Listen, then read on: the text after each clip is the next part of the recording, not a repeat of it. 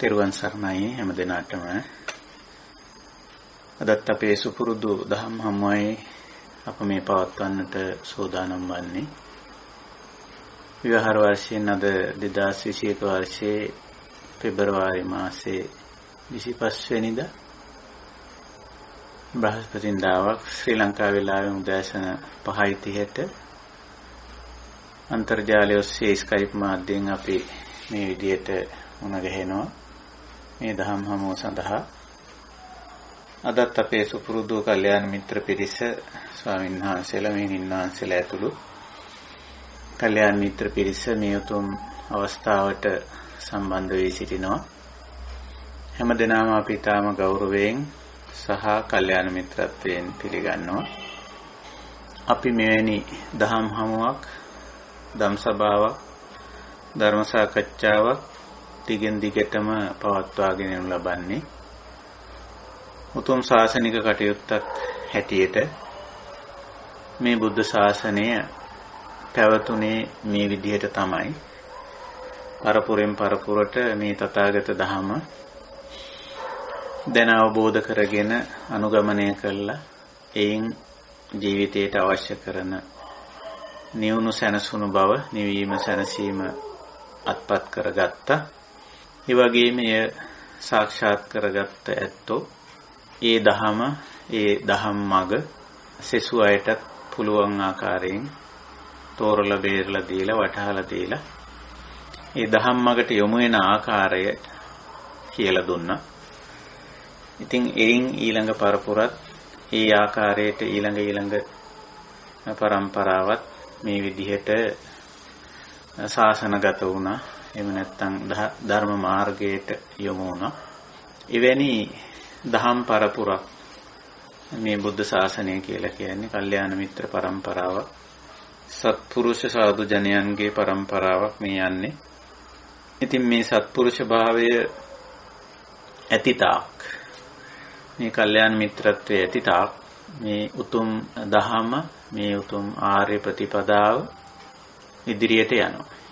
ඉතින් අපිත් මේ එකතු වෙලා කරන්නේ අපි හැමෝම දැන අවබෝධ කරගත්ත, තේරුම් ගත්ත, වටහා ගත්ත, ඒ වගේම අනුගමනය කළ ප්‍රතිඵල ගත්ත මේ උතුම් දහම බෙදා හදා ගැනීමක්. එකිනෙකා අතර හුවමාරු කර ගැනීමක්. දහම් ගැටලු සාකච්ඡා කරලා, බුද්ධ දේශනා සාකච්ඡා කරලා ඒ ඔස්සේ මේ ධර්ම මාර්ගයේ මනමින් විවරණය කර ගැනීමක්, විවෘත කර ගැනීමක්. ඉතින් ඒ විට අපිට පුළුවන්කම ලැබෙනවා මේ ජීවිතයේ යථා ස්වභාවය ඇතිතතු අවබෝධ කරගෙන මේ ලබාගත් මනුෂ්‍ය ජීවිතයේ අර්ථවත් භාවය ඇති කරගෙන අපේ ධහමේ අවසාන ප්‍රතිඵලය නිවීම සැනසීම නිබ්බාන මේ ජීවිතයේදීම සාක්ෂාත් කරගන්නට. ඉතින් අපි මේ ධර්ම සාකච්ඡාවට දිගටම විවිධ මාතෘකා තියාගෙන සාකච්ඡා කරගෙන ආවා. ඒ කොයි මාතෘකාවෙන් වුණත් ඉලක්ක වෙන්නේ එකම දෙයක්. මේ චතුසත්‍ය, දුකට හේතුවත්, නිවීමට මගත්, ඒක තමයි ඉලක්ක වෙන්නේ. ඉතින් අපේ මාතෘකා තේමාව වෙනස් කරලා තියෙනවා දැනට. යථා භූතං ඥාන දස්සනං, යථා භූත ඥාන දස්සනය කියලා. අපි ඒක අපේ හුරු බසින් ඇතිතතු දැකීම කියලා මාතෘකා කරගෙන මේ දහම් හමුව අපි පවත්වාගෙන යනු ලබන. ඉතින් අපි පහුගිය සාකච්ඡාවේදී මේ මාතෘකාවට යම් ප්‍රවේශයක්, පිවිසීමක් කළ ආකාරය කළ බව ඔබට මතකයි. ඒ පිවිසීම ඔස්සේ ඉදිරියට මේ මාතෘකාවෙන් දහම් කරුණු ගොනු කරගෙන යන්න අපි බලාපොරොත්තු වෙනවා. මේ යථා භූතං ඥාන දස්සනං සවිසුද්ධං අහෝසි කියලා බුදුරජාණන් වහන්සේ දේශනා කළා තියෙන ප්‍රධාන ස්ථානය. උන්වහන්සේගේ දේශනාව අපිට හමු වෙන්නේ පළමු ධර්ම දේශනාව හැටියට සැලකෙන ධම්මචක්කප්පවත්තන දේශනාවේමයි. එතකොට යථා භූතං ඥාන දස්සන ඇතිතතු දුටුව තමන් වහන්සේ දැක්කා. ඒ ඥාන දර්ශනේ ඇති වුණා සොයිසුද්දන්. අර අනවබෝධයන් පහ වෙලා ගිහිල්ලා පිරිසිදු බවක් දැක්මේ පිරිසිදු බවක් ඇති වුණා කියන එකයි එතන උන්වහන්සේ සඳහන් කරලා තියෙන්නේ. එතනින් පස්සේ තමයි අතාහං භික්කවේ සදේවකේ ලෝකේ සමාරකේ සබ්‍රහ්මකේ සස්සමන බ්‍රාහ්මනියා පජාය සදේව මනුස්සාය අනුත්තරං සම්මා සම්බෝධින් අபிසම්බුද්ධෝ ති පච්චඤ්ඤාසින් කියලා.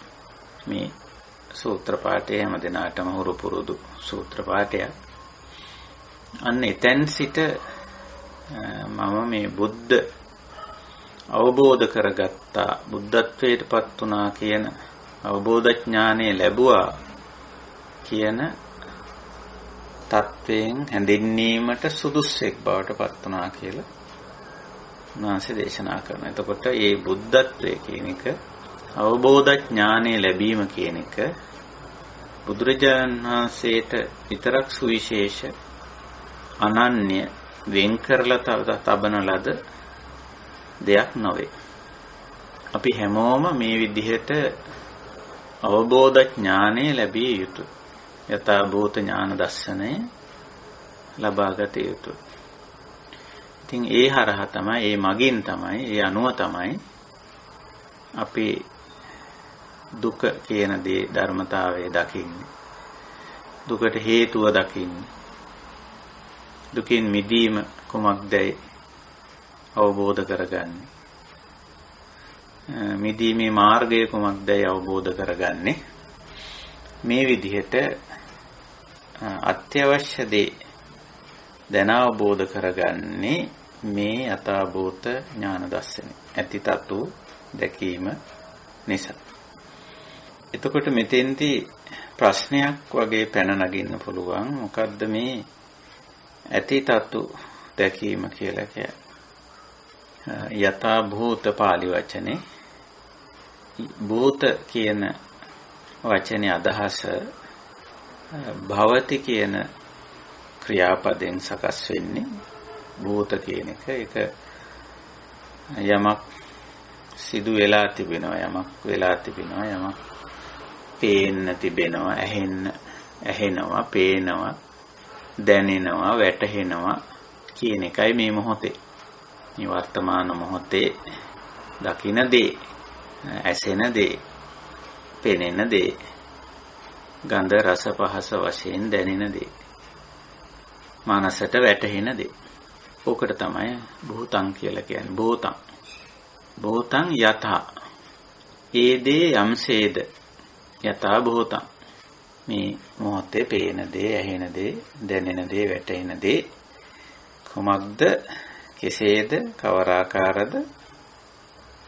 යථා යම්සේද යථා භූතං ඥාන දර්ශන තථා ඒ ස්වභාවය අවබෝධ කර ගැනීම. තත්තාව කියලත් ඔකට කියනවා. ඒ යථා භූතය පවතින දේ, පෙනෙන, ඇසෙන, දැනෙන, වැටහෙන දේ තත් වූ පරිද්දෙම ඇතිසැටියෙන්ම දැකීම තතතා යථා ස්වභාවය දැකීම. තේරුම් ගැනීම, වටහා ගැනීම. එතකොට දැන් යමක් යථා ස්වභාවය දකින්න නම්, ඇතිසැටිය තේරුම් ගන්න නම් යමක් තියෙන්න ඕනේ. නැති දෙයක යථා ස්වභාවයක් තේරුම් ගන්න බැහැ. යථා ස්වභාවයක් තේරුම් ගන්න යමක් තියෙනවා. එතකොට අපිට ඊළඟ ප්‍රශ්නේ එනවා, මොනවද අපිට තියෙන්නේ? යථා ස්වභාවයේ තේරුම් ගන්න තියෙන්නේ මොනවද? එතකොට ඒකට අපි පළමු කොට අවධානය යොමු කරනවා. පහුගිය සාකච්ඡාවේදීත් අපි මේ පිළිබඳව ටිකක් කතා කළා. මේ සරල විදිහට මේවා තේරුම් ගැනීමයි වැදගත් වෙන්නේ. අපි මේ කාරණේ නැත්තම් මේ ඇතිතතු දැකීම කියන මාතෘකාවේදී ඇති දේ පළමුව තේරුම් ගන්න. දෙවනුව එහි තත්වය, ස්වභාවය, ගතිය, ගුණය, ලක්ෂණය, ස්වરૂපය. ඒකට තමයි තතු කිව්වේ. දැක ගන්න, තේරුම් ගන්න, වටහා ගන්න, නිසි ආකාරයෙන් අවබෝධ කර ගන්නට උත්සාහ කරනවා.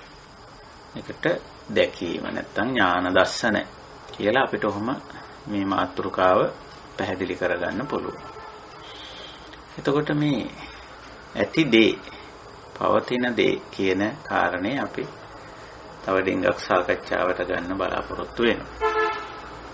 යමක් පවතිනවා කිව්වම යමක් ඒකෙන් අදහස් කරන්නේ මොකක්ද? දැන් අපි කලින් සාකච්ඡාවේදීත් මතක් කළා සමහර විට සමහර ඇත්තෝ යමක් පවතිනවා කියන කාරණේ ප්‍රතික්ෂේප කරනවා. මොකවත් නැහැ කියලා. එතකොට ඒක එක අන්තයක් හැටියට බුදුරජාණන් වහන්සේ දේශනා කරලා තියෙන සබ්බං නත්තීති ඒකෝ අන්තෝ. එක්තරා අන්තගාමීත්වයකට යෑමක්. මොකවත් නැහැ කියන එක. කිසිවක් නැත. දකින්න, අහන්න, විඳින්න, වටහා ගන්න මොකොත්ම නැහැ කියලා කියනවා. සබ්බං නත්ති ඉති යයි කීම අයං ඒකෝ අන්තෝ. මේක එක අන්තයක්. ඊළඟට සබ්බං අත්ථීති ඒකෝ අන්තෝ. ඒ කියන්නේ මොකක්ද? හැම දෙයක්ම ස්ථිරසාර වශයෙන්, නිට්ටය වශයෙන්, සුභ සුඛ වශයෙන් පවතිනවා කිව්වොත් ඒකත් තවත් අන්තයක්. අයං ဒ ුතියෝ අන්තෝ. එතකොට ඒතේතේ උභෝවන්තේ අනුපගම් මජ්ජේන තථාගතෝ ධම්මං දේශේති. තථාගතවරු මේ අන්ත භජනය කරන්නේ, අන්තවලට යන්නේ නැහැ. කිසිවක් නැත කියන අන්තයටයි සියල්ල ස්ථිරව සාරව පවතිනවා කියන අන්තයටයි දෙකටම යන්නේ නැහැ. තථාගතවරු මජ්ජේන ධම්මං දේශේති. මේ කරුණු පැහැදිලි කරන්නේ ධම්මං දේශේති කියන්නේ කරුණු කාරණා පැහැදිලි කරනවා කියන එකනේ. ධම්මං දේශේති මජ්ජේන. මේ අන්ත දෙකට නොවැටි තමයි මේ කරුණු පැහැදිලි කරන්නේ. කොහොමද? ඉමස්මින් සති ඉදං හෝති. ඉමස්ස උප්පාදා ඉදං උප්පජ්ජති. ඉමස්මින් අසති ඉදං නොහෝති. ඉමස්ස නිරෝධා ඉදං නිරුජ්ජති. යනාදී වශයෙන්. එතකොට මොකද්ද මේ තථාගතවරුන්ගේ මේ පැහැදිලි කිරීම? එතකොට ඉමස්මින් සති ඉදං හෝති. මෙන්න මෙය ඇති කල්හි මෙය පවතී. එතකොට මේ කියන්නේ මොකක්ද? ඊළඟට ඉමස්ස උප්පාදා ඉදං උප්පජ්ජති. මෙය හට ගන්නකොට මෙයත් හටගනි. මේ කියන්නේ මොකක්ද? ඉමස්ස නිරෝධා ඉදං නිරුජ්ජති. මෙය නිමා වෙනකොට මේ නිමා වේ. මේ කියන්නේ මොකක්ද? ඉමස්මින් අසති ඉදං හෝති. මේ නැති කල්ලි මේ නැත. මොකද්ද මේ කියන්නේ? ඉදං ඉමං ඉදං ඉමස්ස නිරෝධා ඉමස්ස උප්පාදා ඉදං ආදී වශයෙන් මේ කියන්නේ කුමක් ගැන? මේ වර්තමාන මොහොතේ මේ දැන් කියලා අපි සරලව ගමු. මේ දැන් අපේ ඇහැට යමක් පේනවද? අන්න ඒදී. කනට යමක් ඇහෙනවද? ඒදී. නාසයට, දිවට, කයට ගන්ධ රස පහස වශයෙන් යමක් දැනෙනවද? ඒදී. මනසට කරුණ වශයෙන් වැටහෙනවද? අන්න ඒදී. එතකොට ඒකෙන් අදහස් කරන්නේ එහිම දේවල් ස්ථිරසාර වශයෙන්ම තියෙනවා කියලා. සබ්බං අත්ථීති. අයං ඒකෝ අන්තෝ. එහෙම ඇහැට, කනට, නාසයට, දිවට, කයට පෙනෙන දේවල් ස්ථිරසාර වශයෙන්ම තියෙනවා කියලා අදහසකට එහෙම එකක් නැහැ.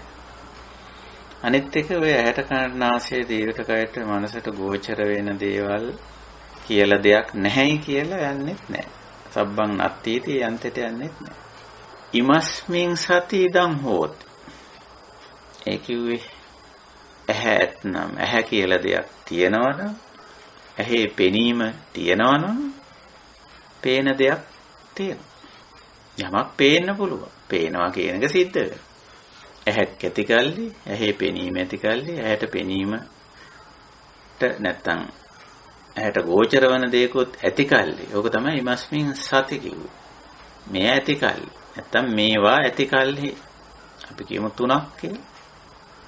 ඇහැ, චක්කු ප්‍රසාදේ, ඊළඟට රූපය, අඩුම වශයෙන් ඔය ටික. මේ ටික තිබුණත් මදි. චක්කු විඥානයත් අවශ්‍යයි. ඉතින් ওই ටික ඇති කල්හි පෙනීම කියලා දෙයක් තියෙනවා. පේනවා කියලා කියනවා. පේන්නේ මොකද්ද? අර ඇහැට ගෝචර වෙන දේ රූපය කියලා අපි ඒකට කියනවා. එතකොට මේක ඇත කියන අන්තයටත් නැත කියන අන්තයටත් නොගිහින් උභවන්තේ අනුපගම් මේ අන්ත දෙකට නොගිහින් මේ මැදින් මධ්‍යේන ධම්මං දේශේති කියන්නේ මෙන්න මේකයි. එතකොට ඇතිනම් ඇත. ඇති කල්හි ඇත. ීමස්මින් සති දම් හොත්. නැති කල්හි නැත. ීමස්මින් අසති දන්න හොත්. එතකොට මේක හේතුඵල වශයෙන් පෙන්වන්නේ. යමක් පේනවා කිව්වම ඒක මේකෙන් අදහස් කරන්නේ ඒක එහෙම දෙයක් ස්ථිරසාර වශයෙන් තියෙනවා, සදාකාලිකව තියෙනවා, නොවෙනස්ව තියෙනවා. පේන අදහසක් නැහැ.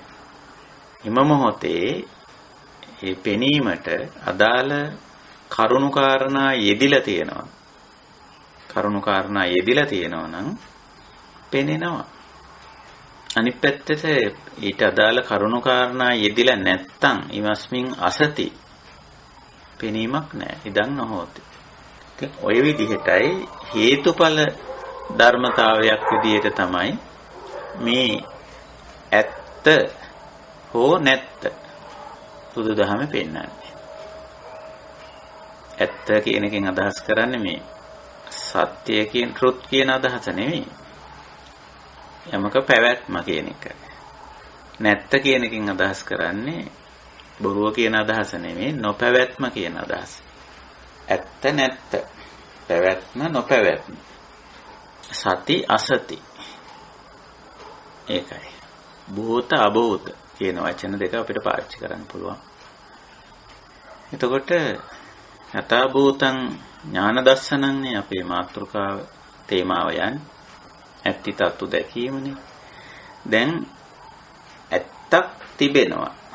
නැත්නම් යමක් තිබෙනවා. යමක් තිබෙනවා. ඒ තමයි මේ පසින්දුරන්ට සහ මනසට ගෝචර වෙන දේ. ඒක තමයි සරල මාර්ථයෙන් අපි ඔය ඇති දේ හැටියට සලකන්නේ. එතකොට එහි යථා ස්වභාවය ඇති තතු, ඇත්තෙහි තතු ස්වභාවය, ස්වરૂපය, ලක්ෂණය, ගුණය, ගතිය, ඇත්තම තත්වය කොහොමද?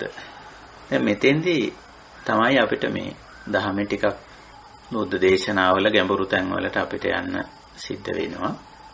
මේ ඇහැට පේන දේ, කනට ඇහෙන දේ, නාසයට, දිවට, කයට දැනෙන දේ අපි ඒවට රූප, ශබ්ද, ගන්ධ, රස, ස්පර්ශ කියනවා. තවත් විදිහක ඊටත් වැඩිය ඕලාරික විදිහට අපි ඕවා හඳුන්වනවා. පුද්ගලිය, සත්වයෝ, ද්‍රව්‍ය භාණ්ඩ වස්තු, ගහකොළ පරිසරයේ සබදාම ආදී වශයෙන්. කොහොම අපි ඒවට නම් ගම් තොරතුරු නැත්නම් ඒවට හඳුන්වන ආකාරයක් තියෙනවා. දකින්න දේ අපි විවිධ විදිහට හඳුන්වනවා. මේ මට පේන්නේ පුද්ගලයෙක්, සත්වයෙක්, ද්‍රව්‍යයක්, භාණ්ඩයක්, වස්තුවක්, ගහක් කොළක් කියලා. ඇසෙන දේත් අපි මේ විදිහට නම් කරනවා. අවල් ශබ්දය, අවල් හඬ, අහවලාගේ හඬ නොඑක් විදිහට අපි හඳුන්වනවා. ගඳක්, රසක්, පහසක් විඳිනවා නම් ඒකත් ඒ විදිහට හඳුන්වනවා. මම මේ විඳින්නේ මේ ගන්ධය, මේ අහවල් ගන්ධය, නැත්නම් අහවල් රසය, අහවල් ස්පර්ශය මේ විඳින්නේ කියලා. මනසට වැටහෙනකොටත් අපි ඒව විවිධ විදිහට නම් කරනවා. මේ මට මේ අහවල් කාරණේ තේරෙනවා, අහවල් කාරණේ වැටුණා, අහවල් දේ තේරෙනවා ආදී වශයෙන් කියලා. මේ තේරෙන දේ, වැටහෙන දේ නම් කරනවා. මෙහිමයි ආදී වශයෙන් කියලා. එතකොට මේ නම් කිරීම, නාමකරණය, අහවල් දේ, අහවලා ආදී වශයෙන් නාමකරණය කිරීමත් අපි දකින්න ඕන ස්වභාවයක්. ඒක හේතුඵල ධර්මතාවයක් හැටියට. ඒතර කොයි විදිහට නාමකරණය කෙරුවත්, කොයි විදිහට නම් කෙරුවත්, හැඳින්නුවත් කමක් නැහැ. ඒක ලෝක සම්මතය. ඒක ලෝක සම්මතය. අපිට ඒව එක්ක පටලැවිලි නැහැ. පැටලෙන්න දෙයක් නැහැ. විවිධ විදිහට නම් කරන්න පුළුවන්. දැන් භාෂා එහෙම ගත්තොත් භාෂා විවිධත්වය අනුව එක භාෂාවකින් පාවිච්චි කරන වචන නෙවෙයි අනිත් භාෂාවෙන් භාවිතා කරන්නේ. ඒ විදිහට. සමහර විට එකම දේ පුද්ගලයෝ දෙන්නෙක් තේරුම් ගන්නේ, දකින්නේ, අහන්නේ, විඳින්නේ, වටහා ගන්නේ දෙවිදියකට වෙන්න පුළුවන්. 3 4 7 8 විදියකට, දහස් විදියකට නානා නයින් නොඑක ආකාරයෙන් තේරුම් ගන්නවා, වටහා ගන්නවා වෙන්න පුළුවන්. එතකොට මේ තේරුම් ගැනීමේ වෙනස්කම්, වචනවල වෙනස්කම්, භාවිතයේ වෙනස්කම්, මෙහෙම දේවල් ගොඩක් තියෙනවා. අපිට ඒවා සංසෝන්ව සතිමත්ව බැලුවොත් මේ විවිධත්වය, මේ නානත්වය අපිට තේරුම් ගන්න පුළුවන්. එතකොට දැන් මේ අපේ මොනවද මේ තේරුම් ගනිමින් යන්නේ? නැත්නම් අතාභූත ඥාන දස ඇතිතතු දකින්න උත්සාහ කරනවා කියන්නේ කොහොමද? ඉතින් මේ ඉන්ද්‍රිය ගෝචර වෙන දේ තමයි ඇති දේ.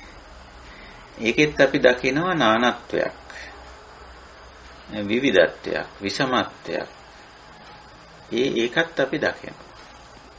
පළමු කොටම ඔය නානත්වය අපි දකින්න ඕන, විවිධත්වය දකින්න ඕන.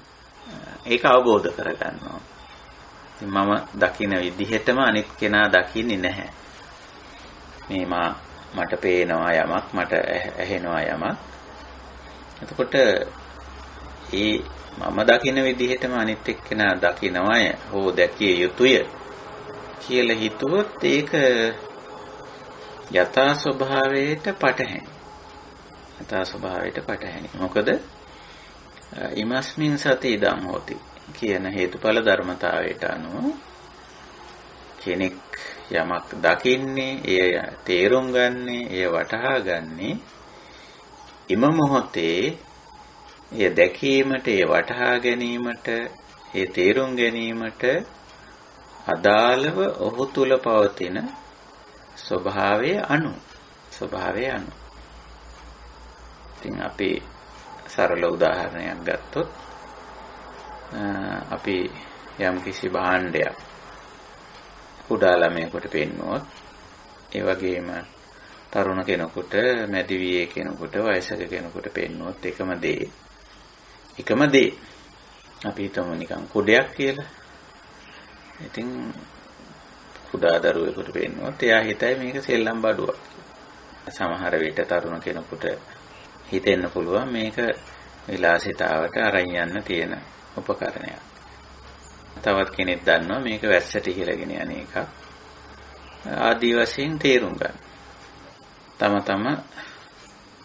නැනපමණින් තම අත්දැකීම් වලට අනුව තමයි මේ තේරුම් ගැනීම, වටහා ගැනීම තියෙන්නේ. ඒ අනුව නානත්වයක් පෙන්වනවා, විවිධත්වයක් පෙන්වනවා මේ තේරුම් ගැනීමෙහි. එතකොට මේ නානත්වයක් ඇති බව තේරුම් ගැනීමෙහිලා නානත්වයක්, විවිධත්වයක් ඇති බව අපි තේරුම් ගන්නවා. නැත්තම් අපි හිතුවොත් අපිට පේන විදිහටම අනිත් එක්කෙනාට පේන්න ඕනේ, පෙනිය යුතුයි. අපිට ඇහෙන දේ අනිත් එක්කෙනාට එසේම ඇහෙනවා, ඇසෙන්න ඕනේ, නැසෙන්න බෑ. අපි විඳින විදිහටම අනිත් එක්කෙනාත් විඳින්න ඕන, විඳිනවා. විඳින්න නැති වෙන්න බෑ කියලා හිතුවා. මට වැටහෙන දේ අනිත් එක්කෙනාට එහෙමම වැටහෙන්න ඕන, නොවැටහෙන්න බෑ කියලා හිතුවා. එතන තියෙනවා ඇතිතතු දැකීමක් නෙමෙයි එතන. එතන තියෙනවා අඩුපාඩුවක්. මේ නානත්වයේ නොදැක්කොත්. ඒක අපි තේරුම් ගන්න ඕන.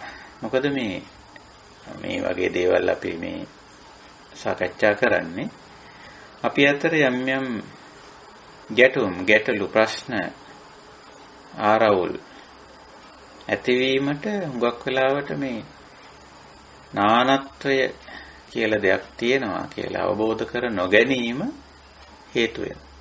අපි මේ ධර්ම මාර්ගය යන ඇත්තෝ අතර පවා අපි දකිනවා යම් පරස්පරතා තියෙනවා, අවබෝධයේ පරස්පරතා තියෙන ඒවා අල්ලගෙන අර වාද විවාද ගැටුම් සමහර වෙලාවට ඇති කරගන්නේ ඒකයි.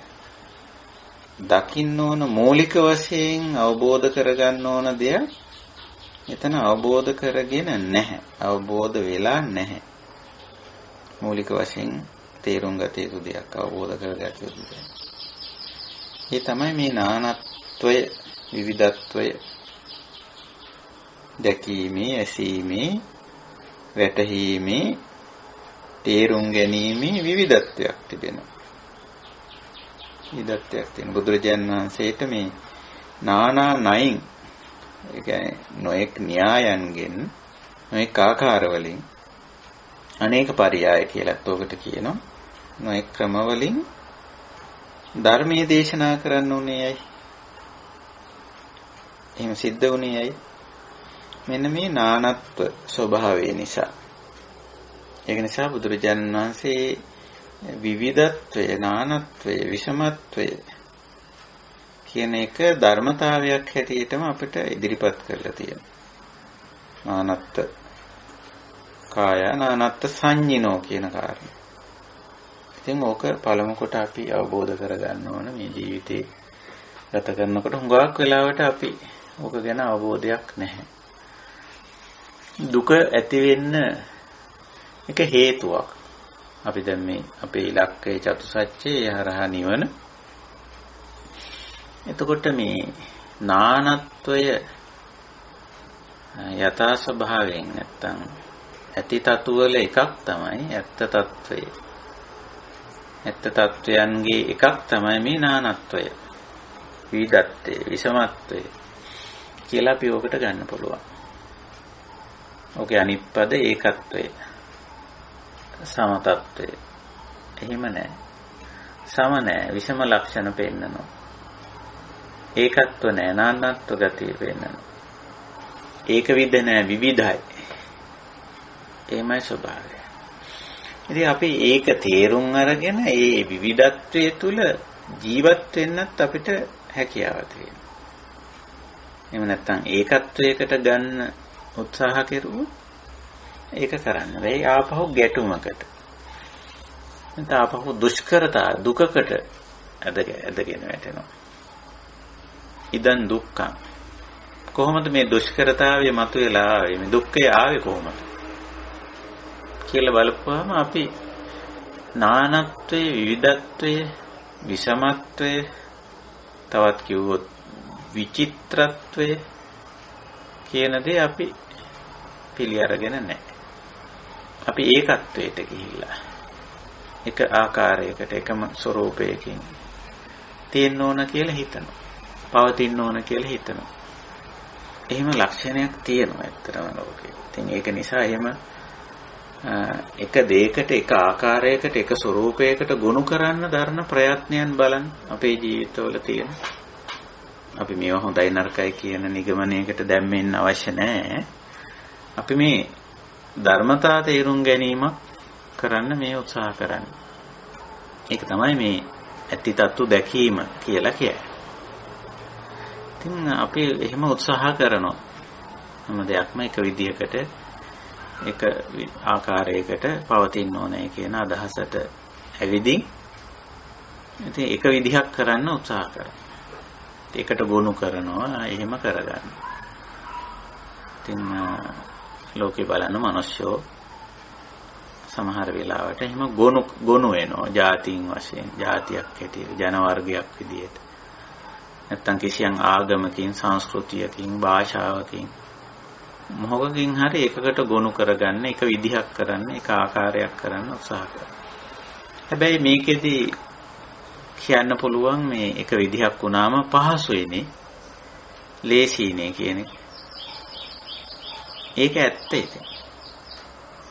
සමහර දේවල් එක විදිහකට තියෙනකොට එක ආකාරයකට තියෙනකොට එක රටාවකට එක තාලයකට එක රිද්මයකට තියෙනකොට එතන පහසුවක් තියෙනවානේ. සමහර විට ඒක භාවිතා කරන්න පවත්වගෙන යන්න පහසුවක් තියෙන එක ඇත්ත. ඒක අපේ කැමැත්තනේ. ඒක අපේ කැමැත්ත.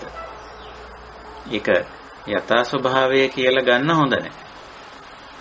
එක විදියකට ඒකාකාරයකින් තියෙන එක පහසුයි කියන්නේ ඒ අපේ කැමැත්ත. එහෙම තියෙනවා සමහර වෙලාවට. නමුත් එසේ ඒකාකාරයකින් එක විදියකින් එක ස්වરૂපයකින් එක රටාවකට රිද්මයකට තාලයකට පවත්වාගෙන යාම කල නොහැකි. පවතින්නේද නැත. ඇයි එහෙම වෙන්නේ? මේ විවිධත්වයක් මතුවලා එන්නේ. මේ ප්‍රධාන වශයෙන් අනිත්‍යතාවය නිසා. අනිත්‍යතාවය නිසා. මොහොතක් පාසා ශරණයක් පාසා මේ ඇහැට පේන කනට ඇහෙන නාසයට දිවට කයට දැනෙන දේ වෙනස් වෙනවා. ඉතින් ඒක ධර්මතාවයනේ. මේ වෙනස් වීම කියන ධර්මතාවය නිසා ඉමස්මින් සති විවිධත්වයක් විෂමත්වයක් විචිත්‍රත්වයක් අපිට දැකිය හැකි ඉදන් හෝති. ඒකයි මේ මිනිස්යන්ගේ මේ විවිධත්වයක් අපිට පේන තියෙන්නේ. අපි මේ ආශ්‍රය නිශ්‍රය කරන, අපිත් එක්ක ජීවත් වෙන, එකට වැඩ කරන, අදහස් සුමාරු කරන උද්ගලයන්ගේ විවිධත්වයක්, විචිත්‍රත්වයක්, විෂමත්වයක්, අසමාන ගතිය අපිට දකින්න පුළුවන්, අත්දකින්න පුළුවන්, අත්විඳින්න පුළුවන්. එතකොට මෙන්න මේ නානත්වයේ විවිධත්වය, අසමාන ගතිය ධර්මතාවයක් හැටියට අපි තේරුම් ගන්න. ඒක ඇති සැටියක්. ඇති තත්වයක්. ඇත්ත තත්වයක්. ඇත්තා වූ තත්වයක්. පවතිනා වූ තත්වයක්. නිශ්චිතව නෙමෙයි. ඉතින් හේතුඵල ධර්මානුකූලව. අනිත්‍ය නිසා මේ විදිහේ වෙනසක් වෙනවා. දැන් පේන විදිහට නෙමෙයි ඊළඟ මොහොතේ බැලුවම පේන්නේ. දැන් ඇහෙන විදිහ නෙමෙයි ඊළඟ මොහොතේ ඇහෙන්නේ. මෙන්න මේ විදිහට මේ නානත්වය හැම දෙයකම රූප, ශබ්ද, ගන්ධ, රස, ස්පර්ශ මනසට වැටහෙන දේ. ඕව අපි පුලුල්ල කියන්නේ ඔහොමයි. රූප, ශබ්ද, ගන්ධ, රස, ස්පර්ශ ධර්ම කියලා. පුලුල්ව කියන්නේ නැත්තම් ද්‍රව්‍ය භාණ්ඩ වස්තු කියන, පුද්ගලය කියන, සත්වය කියන, කාලගුණ දේශගුණ තියෙන, ගහකොළ පරිසරය කියලා කියන, නංගන් දීලා තියෙන, නොඑක් විදිහට හඳුන්වලා තියෙන. ඒ කොයි විදිහට හැඳින්නුවත්, නාම රූප වශයෙන් හැඳින්නුවත්, ද්‍රව්‍ය භාණ්ඩ වස්තු පුද්ගලය හැටියට හැඳින්නුවත් කමක් නැහැ. ඉතින් ඒක එහෙම හඳුන්වනවනේ ලෝකෙ හැඳින්වෙනවනේ. එහෙම හැඳින්නුවට කමක් නැහැ. නමුත් අපි තේරුම් ගත යුතුයි මේවයි නානත්වයක් පවතින, විවිධත්වයක් පවතින, විෂමත්වයක් පවතින. එහෙම අසමානතාවයක් හැමතිස්සෙම දැක ගන්න පුළුවන්කම තියෙනවා. එතකොට මේ අසමානතාවයේ විවිධත්වයේ විෂමත්වයේ තේරුම් නොගත්තොත් එතන ඔන්න අපේ පැත්තෙන් ගැටලුව පැන නගිනවා. දුක්ඛය එනවා. දුෂ්කරතාවය මතුවලා එනවා. අසහනය, අසන්තෝෂය, අතෘප්තිය මනසේ මතුවලා එනවා. නිසා අපි නිතරම මේ නානත්ත් සංඥාව මෙනෙහි කරන්න ඕන. ඒක නිකන් හැමදේම විවිධයි විචිත්‍රයි කියලා නිකන් කීමකට වඩා භාවනාවක් හැටියට ගත්තොත් එකම දේ අලලා කීප වතාවක් දැකීම, එකම රූපය, එකම ශබ්දයේ කීප වතාවක් ඇසීම, එකම ගන්ධ රස පහස කීප වතාවක් විඳීම, එකම කාරණේ නැවත නැවත වටහා ගැනීම හරහා අපිට මේ වෙනස් විවිධත්වයේ, විචිත්‍රත්වයේ, විෂමත්වයේ, නානාවිධත්වයේ තේරුම් ගන්න පුළුවන්. ඥාන දර්ශනය වෙනවා ඒක. මේ යථා භූතය ඥාන දර්ශනය වෙනවා. ඥාණයට දර්ශනය වෙනවා. බුද්ධියට වැටහෙනවා. අවබෝධ ඥාණයට හසු වෙනවා. ඒකම ඥාන දර්ශනය කියන්නේ. ඉතින් අපිට ඒක කරන්න පුළුවන්. භාවනාවක් විදිහට මේක කරන්න පුළුවන්. භාවනාවක් විදිහට කරනවා කියලා කියන්නේ නැවත නැවත ඒ කුසලතාවය, නානත්වයේ තේරුම් ගැනීම, නානත්වයේ පිළිගැනීම, නානත්වයේ වටහා ගැනීම කියන කුසලතාවය හොඳින් මනසේ තහවුරු වෙන තෙක්, හොඳින් මනසේ තහවුරු වෙන තෙක් අපි නැවත නැවත කර බැලීම, නැවත නැවත එහි යෙදීම. ඒකට අපිට ඒ සඳහා විශේෂයෙන්ම කැප වෙලා එක්තරා රූපයක් තෝරාගෙන ඒ නැවත නැවත බැලීම, එක්තරා ශබ්දයක් තෝරාගෙන ඒ නැවත නැවත බැලීම, යම් ගඳක් රසක් පහසක් තෝරාගෙන නැවත නැවත විඳීම, යම් කාරණයක් තෝරාගෙන නැවත නැවත ඒ වටහා ගැනීම කියලා යමක් සුවිශේෂ කරගෙන ඒක කරන්නත් පුළුවන්. එහෙම නැතුව ඔය සාමාන්‍යයෙන් අපිට පේනවනේ එදිනෙදා ජීවිතේ පේන දෙයක්, ඇහෙන දෙයක්, දැනෙන දෙයක්, වැටහෙන දෙයක්. එතෙන්ට ගිහිල්ලා කරොත් මේක වඩා හොඳයි. මොකද එදිනෙදා පේන, ඇහෙන, දැනෙන, වැටහෙන දේවල් එක්කනේ අපේ මේ ඇලීම, ගැටීම, මුලාව එන්නේ, ගැටුම එන්නේ. ඒ නිසා ඒවත් එක්ක සාමාන්‍ය දේවල් එක්ක මේ භාවනාව හුරු පුරුදු කරගන්න එක වඩා සුදුසුයි, වඩා ගැළපෙනවා. එහෙනම් අපි මෙතෙන්දි ගන්න ඕන, දැන් අපි ද්‍රව්‍ය භාණ්ඩ වස්තු හැටියට, පුද්ගලයෝ හැටියට, කාලගුණ දේශගුණ තත්වයන් හැටියට, ස්ථාන හැටියට ඔහොමනේ දැන් අපි ව්‍යවහාර කරන්නේ එදිනෙදා ජීවිතේ. එහෙනම් ඒ විදිහටම ගමු භාවනාවට. භාවනාවටත් ගමු ඒ විදිහටම. ඒක වඩා හොඳයි. එහෙනම් එදිනෙදා ජීවිතේ, සාමාන්‍ය ජීවිතේ මේ නෙත ගැටෙන, ආශ්‍රය නිස්සය කරන, දකින පුද්ගලයෝ, ද්‍රව්‍ය භාණ්ඩ වස්තු, මේවා නැවත නැවත මේවට සතිමත් වෙලා අවධානය යොමු කළා අපිට පුළුවන්කම තිබෙනවා මේවයි නානත්වයේ, විවිධත්වයේ, විෂමත්වයේ තේරුම් ගන්න. හැසිරීම වශයෙන් විවිධයි. පුද්ගලයෝ ගත්තාමනේ හැසිරීම විවිධයි. අදහස් උදහස් විවිධයි.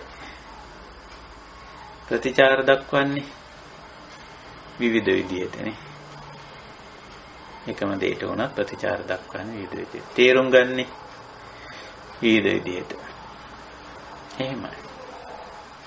ඉතින් ඔයිටත් වැඩි සරලව කිව්වොත් ඇඳුම් අඳින්නේ විවිධ විදිහට, කන්නේ බොන්නේ විවිධ විදිහට, යන්නේ ඉන්නේ විවිධ ආකාරයෙන්. මේක දකින්න පුළුවන් අපිට. එහෙනම් මේක අපිට තේරුම් අරගෙන මේක පිළිගන්න පුළුවන්. මේ විවිධත්වයේ ඒකත්වයට ගන්න ගිහිල්ලා නිකන් අනවශ්‍ය වෙහෙසක්, අනවශ්‍ය ගැටලුවක්, අනවශ්‍ය දුකක් ඇති කරගන්න නැතුව නේ අපිට උපේක්ෂා වෙන්න පුළුවන්. ඇයි මෙයා මෙහිම? අපි අහනෝනේ සමහර බලන්නකෝ ඔයා වගේ නෑනේ මෙයා. ඇයි එහෙම? ඉතින් අර ඒ නානත්වයේ තේරුම් ගත්තේ නැති එක්කෙනාට ඒක ප්‍රශ්නයක්.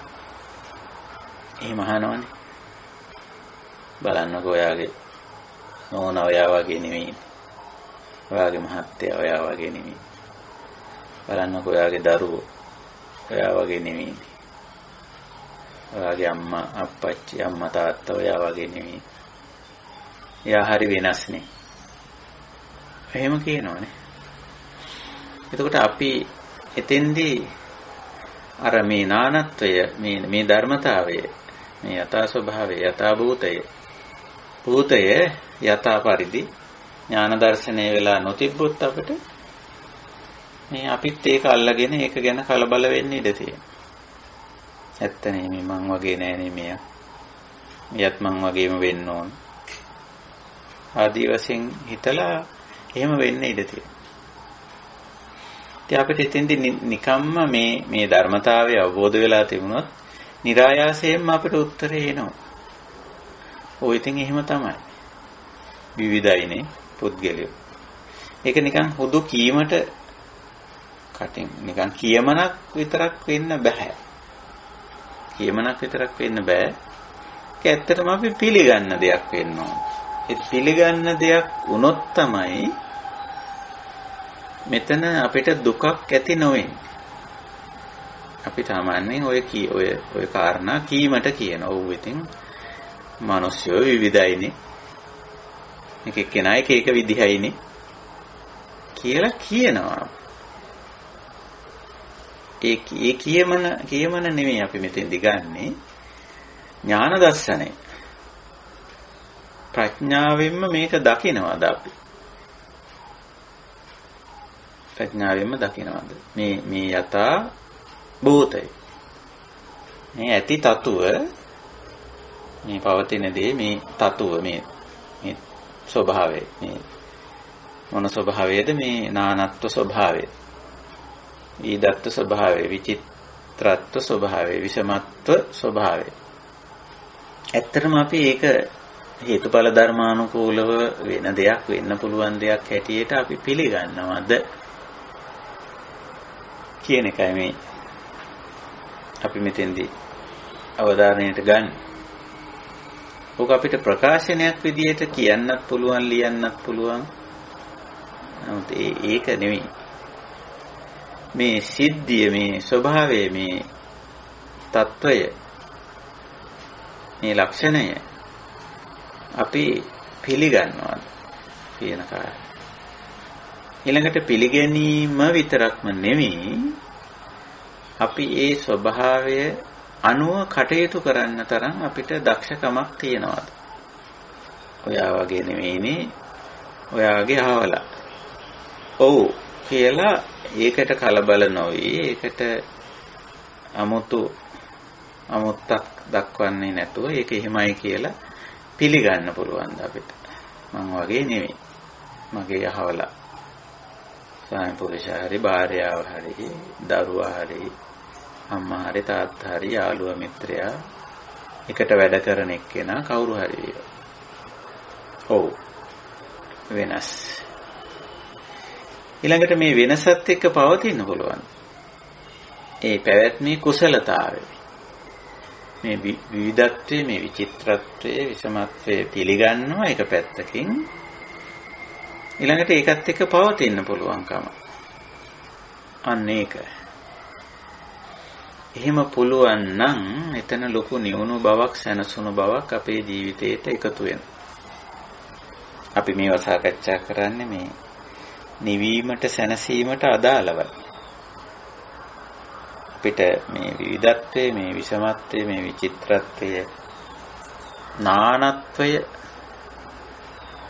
පිළිගන්න බැරි නම් තේරුම් ගන්න නම් පුළුවන් ඕක. න්‍යායිකව මේ දැන් අපි මෙහෙම සාකච්ඡා කරපුවාම පුළුවන් ඒක. නමුත් පිළිගන්න අමාරුයිනේ. පිළිගන්න අමාරුයි. ඉතින් අපි සමහර වෙලාවට වද වෙනවා. ඇයි අප්පා අපේ මම වගේ නැත්තේ මෙයා? අපි වගේ නැත්තේ අපේ දරුවෝ? කොහොම වද වෙනවා. ඉතින් වද වෙන්නේ මොකද?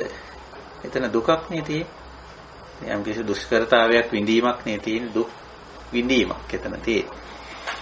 ඒ එහෙම වෙන්නේ. මේ ධර්මතාවය යථා භූතේ ඥාන දර්ශනය වෙලා නැහැ. ඇති තතුව දැකලා නැහැ. තේරුම් අරන් නැහැ, පිළි අරගෙන නැහැ. ඇතුළතින් පිළි අරගෙන නැහැ. ඉතින් කම්පා වෙනවා සමහර වෙලාවට. ලැජ්ජා වෙනවනේ. ඉතින් වෙන කෙනෙක් ඇහුවම බලන්නකෝ ඔයාගේ අහවලා ඔයා වගේ නෙමෙයි මෙහිමයි කිව්වම කම්පා වෙනවා එක්ක නැත්තම් ලැජ්ජා වෙනවා දුකටපත් වෙනවා එහෙම නැත්තම් තරහ ගන්නවා ඔව් ඉතින් යාගේ හැටි එහෙමයි කියන්න තරම් තවමත් අපි මදිනේ සකස් වෙලා මදි ඉතින් ඕක සකස් නොවෙනකන් අභ්‍යන්තරයෙන් අපි දුකටපත් වෙනවා දුෂ්කරතාවයට වැටෙනවා මේ දුෂ්කරතාවයට තමයි අපි අර කියන්නේ තරහ ගන්නවා ලැජ්ජා වෙනවා කේන්ති ගන්නවා අපහසුතාවයටපත් වෙනවා එහෙම කිව්වා. නමුත් අපි භාවනාවක් විදිහට මේ විවිධත්වය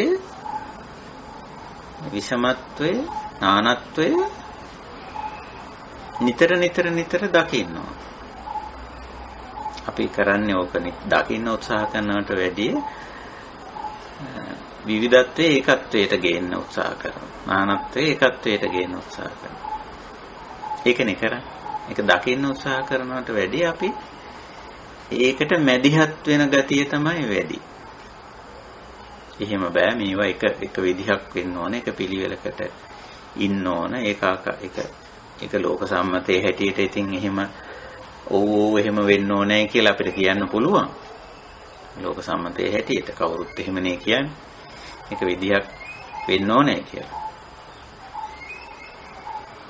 හැබැයි ඒක විදිහක් වෙන්න ඕනේ කියන එක අපි පැවැත්මේ පහසුව සඳහා යම් තැනකදී එහෙම අදහසක් ඇති කරගත්තට ඇත්ත తත්වේ නම් යථා භූතේ නම් ඇති තතුව නම් මේ විවිධත්වය මේ විෂමත්වය නානත්වය ඒක අපි පිළි අරගෙන බාරගෙන ඉන්නවා. ඒ නානත්වයේ ඇතුලේ අපිට ප්‍රතිචාර දක්වන්න නැත්තම් ජීවත් වෙන්න පුළුවන්කම ලැබෙන. පුළුවන් වෙන්න ඕනේ. එහෙම බැරි තැන මේ ගැටුම, මේ ගැටලුව, මේ දුක, මේ දුෂ්කරතාවය, මේ අමාරුවෙන් දරාගෙන ඉන්න ස්වභාවය. දුක්ඛ අමාරුවෙන් දරාගෙන ඉන්න ස්වභාවයට අපිපත් වෙනවා. ඇයි අමාරුවෙන් දරාගෙන ඉන්නේ? දුක්ඛ වෙන්නේ මොකටද? ඕනේ නෑ ඒක සුඛ කරගන්න පුළුවන්. පහසුවෙන් දරාගෙන ඉන්න තත්වයට හසුරවා ගන්න පුළුවන්. පුළුවන්. සුඛ වෙන්න පුළුවන් අරක පිළිගන්නවා නම්. ඕ මං වගේ නෙවෙයි ඉතින් මගේ ඥාතිය මගේ ස්වාමි පුරුෂයා මගේ භාර්යාව මගේ දරුවා මගේ අම්මා තාත්තා මගේ හිතවතා යාළුවා මං වගේ නෙවෙයි. මාත් එක්ක එකට වැඩ කරන කෙනා මං වගේ නෙවෙයි. එයා පොඩ්ඩක් වෙනස් ඉතින්. එයා හිතන විදිය වෙනස්, එයා කතා කරන විදිය වෙනස්, වැඩ කරන විදිය වෙනස්, ප්‍රතිචාර දක්වන විදිය වෙනස්. එහෙම තමයි. කායික ස්වરૂපයේ මානසික ස්වરૂපේ ඒකයි ඔය බුදුරජාණන් වහන්සේ ඕක දෙකට බෙදුවේ.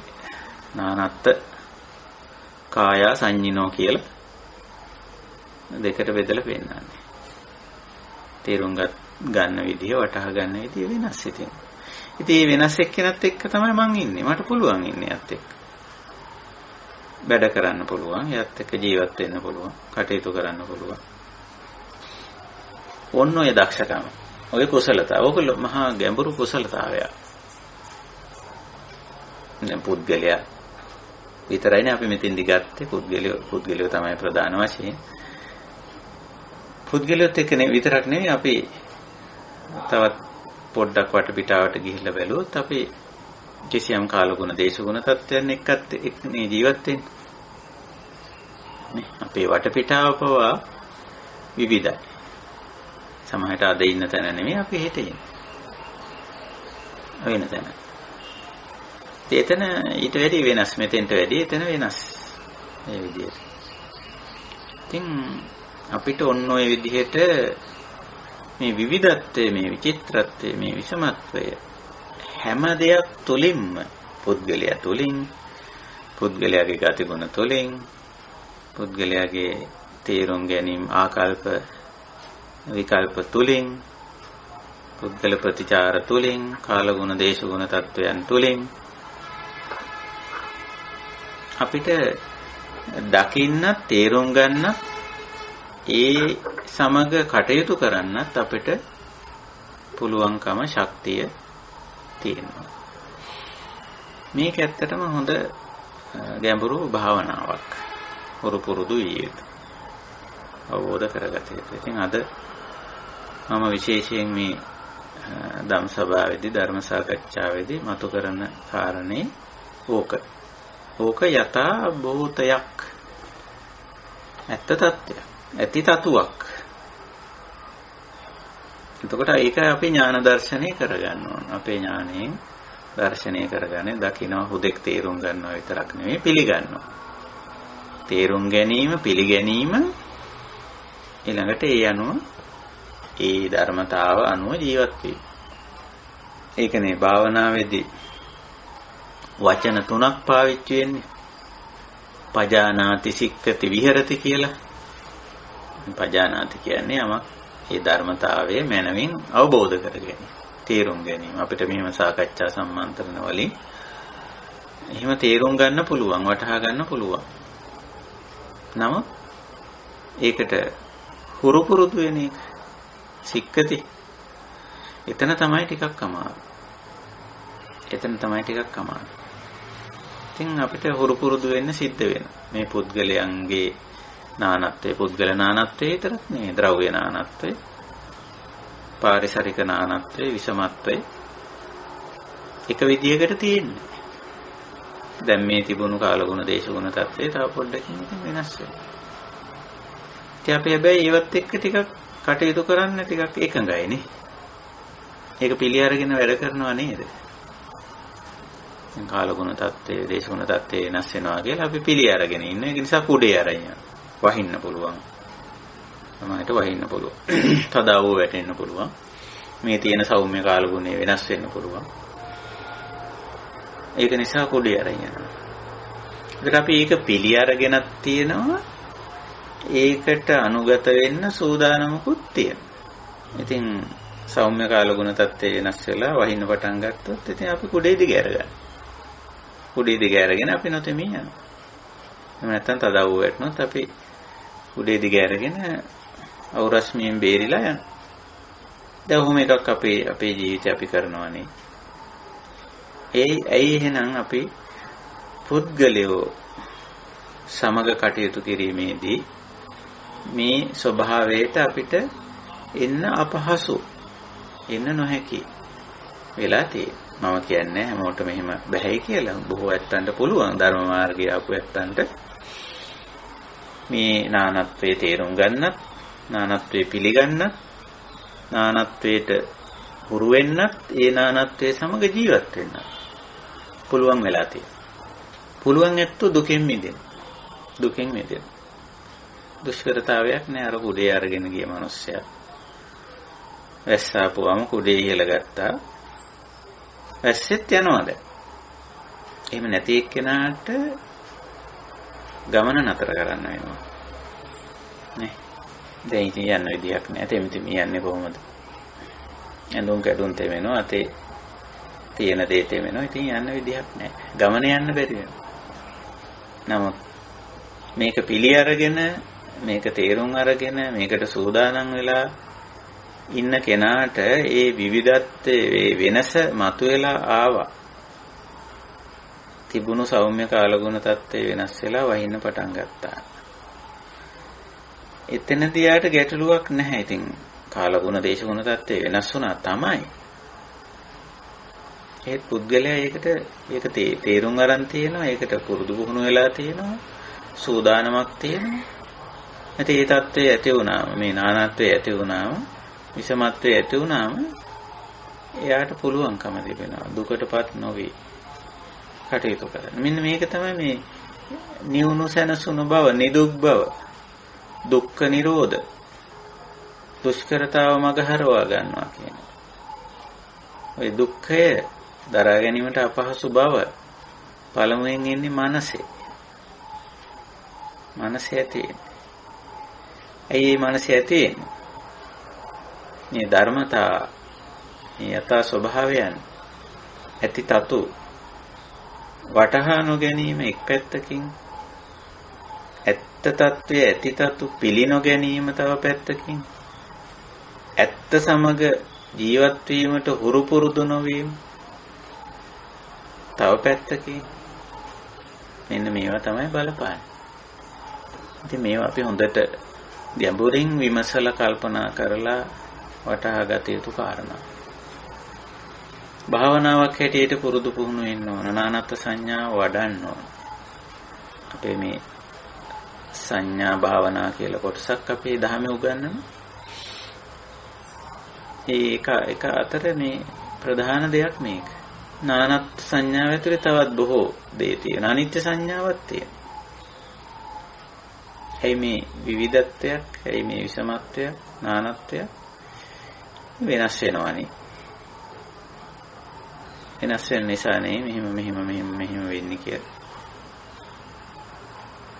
ඒ අනිත්‍ය සංඥාවත් මෙතන තියෙනවා. ඉතින් ওই විදිහට අපිට පුළුවන්කම තිබෙනවා මේ යථා ස්වභාවය, මේ නාම රූප ධර්ම වල නැත්තම් ද්‍රව්‍ය බාහිර වස්තු වල පුද්ගලය කාලගුණ දේශගුණ තත්ත්වයන් වල මේ විවිධත්වයේ විෂමත්වයේ අපිට තේරුම් ගන්නවා, පිළිගන්නවා. ඒකත් එක්ක ජීවත් වෙන්න හුරු පුරුදු වෙනවා. ඊට පස්සේ ඒ නානත්වය අපි කරා ආවම අපි තුලින් ඒක මතුවලා ආපුවා. මේක පිටින් එනවා විතරක් කියලා ගන්න හොඳ නැහැ. අප තුලත් ඒ විවිධත්වයේ විෂමත්වය මතුවලා එන්න පුළුවන් අප තුලින්. ඉතින් ගැටලුවක් නැහැ. ඒකත් එක්ක පවතින්න පුළුවන්. ඒ කුසලතාවයේ අපි තුල වර්ධනය වෙලා තියෙනවා. ඒක අපි දකින්න දෙයක්. ඇති තතුවක්, ඇත්ත తত্ত্বයක්, යථා භූතයක් ඥාන දර්ශනය කරගත යුතු. ප්‍රඥාවෙන් දැනගත යුතු, දැකගත යුතු, පිළිගත යුතු දෙයක් ඒක. ඉතින් ওই විදිහට හැම දෙයකම කිව්වම ඔන්න අපි ආපහු අර මූලික න්‍යායට යනවා. ඇහැට පේන දේ, කනට ඇහෙන දේ, නාසයට, දිවට, කයට දැනෙන දේ, මනසට වැටහෙන දේ. මේ නානත්වය ඇහැට පේනවා. මේ නානත්වය කනට ඇහෙනවා. මේ නානත්වය නාසයට, දිවට, කයට දැනෙනවා. මේ නානත්වය මනසට වැටහෙනවා. පසින්දුරන්ටම මේක ගෝචර වෙනවා, මනසට ගෝචර වෙනවා. ඉතින් අපි ඕනම දෙයක් එක්ක නානත්ව රූප, විවිධත්වයක් දක්වන ශබ්ද, විවිධත්වයක් දක්වන ගන්ධ රස පහස, විවිධත්වයක් පෙන්වන මේ කරුණු සමග අපිට කටයුතු කරන්න පුළුවන්. ඉතින් ඔය සාමාන්‍ය ජීවිත විපස්සනා මේ විදර්ශනා.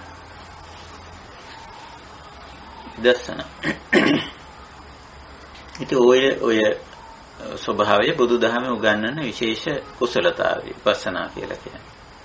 විදර්ශනා, යථා භූත ඥාන දර්ශන. ඔය වචන වලින් කියන්නේ එකම දේ. ඔය වාක්‍ය වලින් කියන්නේ එකම දේ. ඇති තතුව, ඇත්ත తত্ত্বය දැකේ. ඉතින් ඔය යටතේ තවත් බුදුරජාණන් වහන්සේ ඇති තත්ත්වයන් ස්වභාවයන් ගොඩක් පෙන්වලා දීලා තියෙනවා. තව අපිට ඉදිරියට ඒවා කතා කරන්න පුළුවන්. අද අපි අවධානය යොමු කළේ වෙන අනත්වයට. විවිධත්වයට, විෂමත්වයට. ඉතින් හොඳයි. මම ඒ සාකච්ඡාව නැත්තම් කරුණු පැහැදිලි කිරීමේ වාරය උතනින් කොහොම නතර කරලා අපි වැඩි කාලයක් ගන්න බලාපොරොත්තු වෙනවා මේ අපේ ධම් සභාවේ ඉන්න නැත්තන්ගේ දහම් ගැටලු ආදී දේවල් වලට. මොකද දැන් අපි මේ කරුණු පැහැදිලි කිරීම හුඟක් දුරට කරලා තිබෙනවා. ඉතින් ඒක නිසා අපි හුඟක් දේවල් සාකච්ඡා කරන්න ඕනේ, කරුණු ගොඩාක් පැහැදිලි කරන්න ඕනේ කියලා මම සාමාන්‍යයෙන් දැන් හිතන්නේ නැහැ.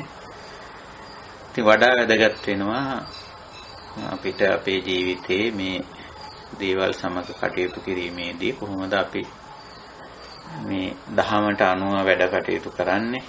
දහම කොහොමද පුහුණු වෙන්නේ? ඒ දහම පුහුණු වෙද්දි මොනවාද මතුවෙන ගැටලු? දැන් අපි එක දහමක් මතු කරගත්තම මේ අද මතු කරගත්ත දහම ධර්මතාවය නානත්වය කියන එක අපි තේරුම් ගත්තම මතු කරගත්තම අපි ඒකත් එක්ක කටයුතු කරන්න යද්දී ප්‍රායෝගිකව යම් ගැටලුවක් එනවද? ගැටලු වෙන්නේ නැද්ද? එනවනම් අපි ඒවට කොහොමද කටයුතු කරන්නේ? මොන විදිහටද අපි ඒවත් එක්ක වැඩ කරන්නේ? ආදී වශයෙන් අපිට පුළුවන්කම තිබෙනවා මේ දුකටපත් නොවි දුෂ්කරතාවයන් ජීවිතය තුළ මතු කරගන්න නැතුව උපේක්ෂාව තුළ ඉඳගෙන මේ නිවුණු සැනසුණු භාවය පවත්වාගෙන කටයුතු කරන්න. ඉතින් ඒක නිසා අපි වඩාත් මම හිතනවා සුදුසුයි කියලා මේ සාකච්ඡාවට වැඩි කාලයක් ගන්නෙ. හොඳයි එහෙමනම් මම ඔතකින් මගේ සාකච්ඡා කරුණු පැහැදිලි කිරීම නතර කරලා මම ආරාධනා කරනවා අපේ ධම්ම සභාවේ ඉන්න කල්යාණ මිත්‍රයන්ට ධර්ම සාකච්ඡාවට එකතු වෙන්න කියලා. මම ප්‍රශ්නයක් අහන්න. ඔව් කියන්න. මේ නානත් කාය සංනිනෝ කියලා සඳහන් කරනවා. ඒ සම්බන්ධයෙන් මොන හරි සූත්‍රයක් තියෙනවද? ඔව් මේ නානත් කාය නානත් සංනිනෝ කියන දේශනාව අපිට මේ බුද්ධ දේශනාවේ ඇතුළත් වෙලා තියෙනවා. අපේ ධර්ම සාහිත්‍යයේ සඳහන් වෙලා තියෙනවා. ඉතින් අපිට සූත්‍රය සොයලා ගන්න පුළුවන්, මතු කරලා ගන්න පුළුවන්. විශේෂයෙන් ඔය පුද්ගල වර්ගය දැන් අංගුත්තර නිකායේ සහ තවත් තැන්වල පුද්ගල වර්ගය කියලා එකක් පුද්ගලයන් පිළිබඳව කරන විවරණ තියෙනවා. පුද්ගලෝ මේ වගේ පුද්ගලයෝ සන්තෝ සංවිජ්ජමානා ලෝකස්මි. අපිට ශ්‍රාවකයිනි මේ වගේ පුද්ගලයෝ අපිට ලෝකේ දැක ගන්න පුළුවන් කියලා විවිධ විදිහේ පුද්ගලයන් පෙන්වනවා. දැන් මම සූත්‍රයක් හැටියට කියනවටත් වැඩිය දැන් අංගුත්තර නිකායේ පුද්ගල වර්ගය වගේ තැනකට ගිහිල්ලා බැලුවොත් එතෙන්දී බුදුරජාන් වහන්සේ පුද්ගලයන් විවිධ ආකාරයෙන් පෙන්වනවා. මේ ලෝකයේ මේ විදිහේ නොඑක් පුද්ගලයෝ ඉන්නවා කියලා. පුද්ගලයෝ හැටියට. ඉතින් මේ එතන පෙන්වන්නේ විවිධත්වයේ, නානත්වයේ, විෂමත්වයේ, ගති ගුණ වලින් එහෙම හොයාගන්න පුළුවන්. ඔය එහෙම අංගුත්තර නිකායේ පුද්ගල වර්ග ගොඩාක් තියෙනවා. නිකන් බැලුවොත් එහෙම දැන් ඒක පුද්ගල වර්ගයේ තියෙනවා. ඒකක නිපාතේ, දුක නිපාතේ, තික නිපාතේ, චතුක්ක නිපාතේ එහෙම තියෙන පුද්ගල වර්ග. දැන් මම එක තැනකින් සරල උදාහරණයක් මහත්තයාගේ ප්‍රශ්නයට අනුව කිව්වොත් දැන් ඔය උදාහරණයක් හැටියට අපි ගමු චතුක්ක නිපාතේ පුද්ගල වර්ගය. ඉතින් එතන පුද්ගල විවිධත්වයේ නොයේ විදිහේ සූත්‍ර වලින් දක්වලා තියෙනවා. උදාහරණයක් හැටියට උග්ගටිතඤ්ඤ සූත්‍රය අපි උදාහරණ හැටියට ගත්තොත් චත්තාරෝ මේ භික්ඛවේ පුද්ගලෝ සන්තෝ සංවිජ්ජමානා ලෝකස්මින් කතමේ චත්තාර. මෙන්න මෙහිම ශ්‍රාවකේනේ මේ අපිට පුද්ගල නානත්වයක් දකින්න පුළුවන්. කොහොමද? හතර ආකාරයක නානත්වයක් එතන පේන්නේ. උග්ගටිතඤ්ඤෝ විපංචිතඤ්ඤෝ නෙය්‍යෝ පදපරමෝ ඉමේකෝ භික්ඛවේ චත්තාරෝ පුද්ගලෝ සන්තෝ සංවිජ්ජමානා ලෝකස්මින්. එන්න මෙහෙම හතර ආකාරයක් අර නානත්වයේ එතනක් පෙන්නන්නේ. එතන නානත්ව සංඤී ස්වභාවය පෙන්නන්නේ. ඒ පුද්ගලයන්ගේ තේරුම් ගැනීමේ සතර ආකාරය. උග්ගටිතඤ්ඤ.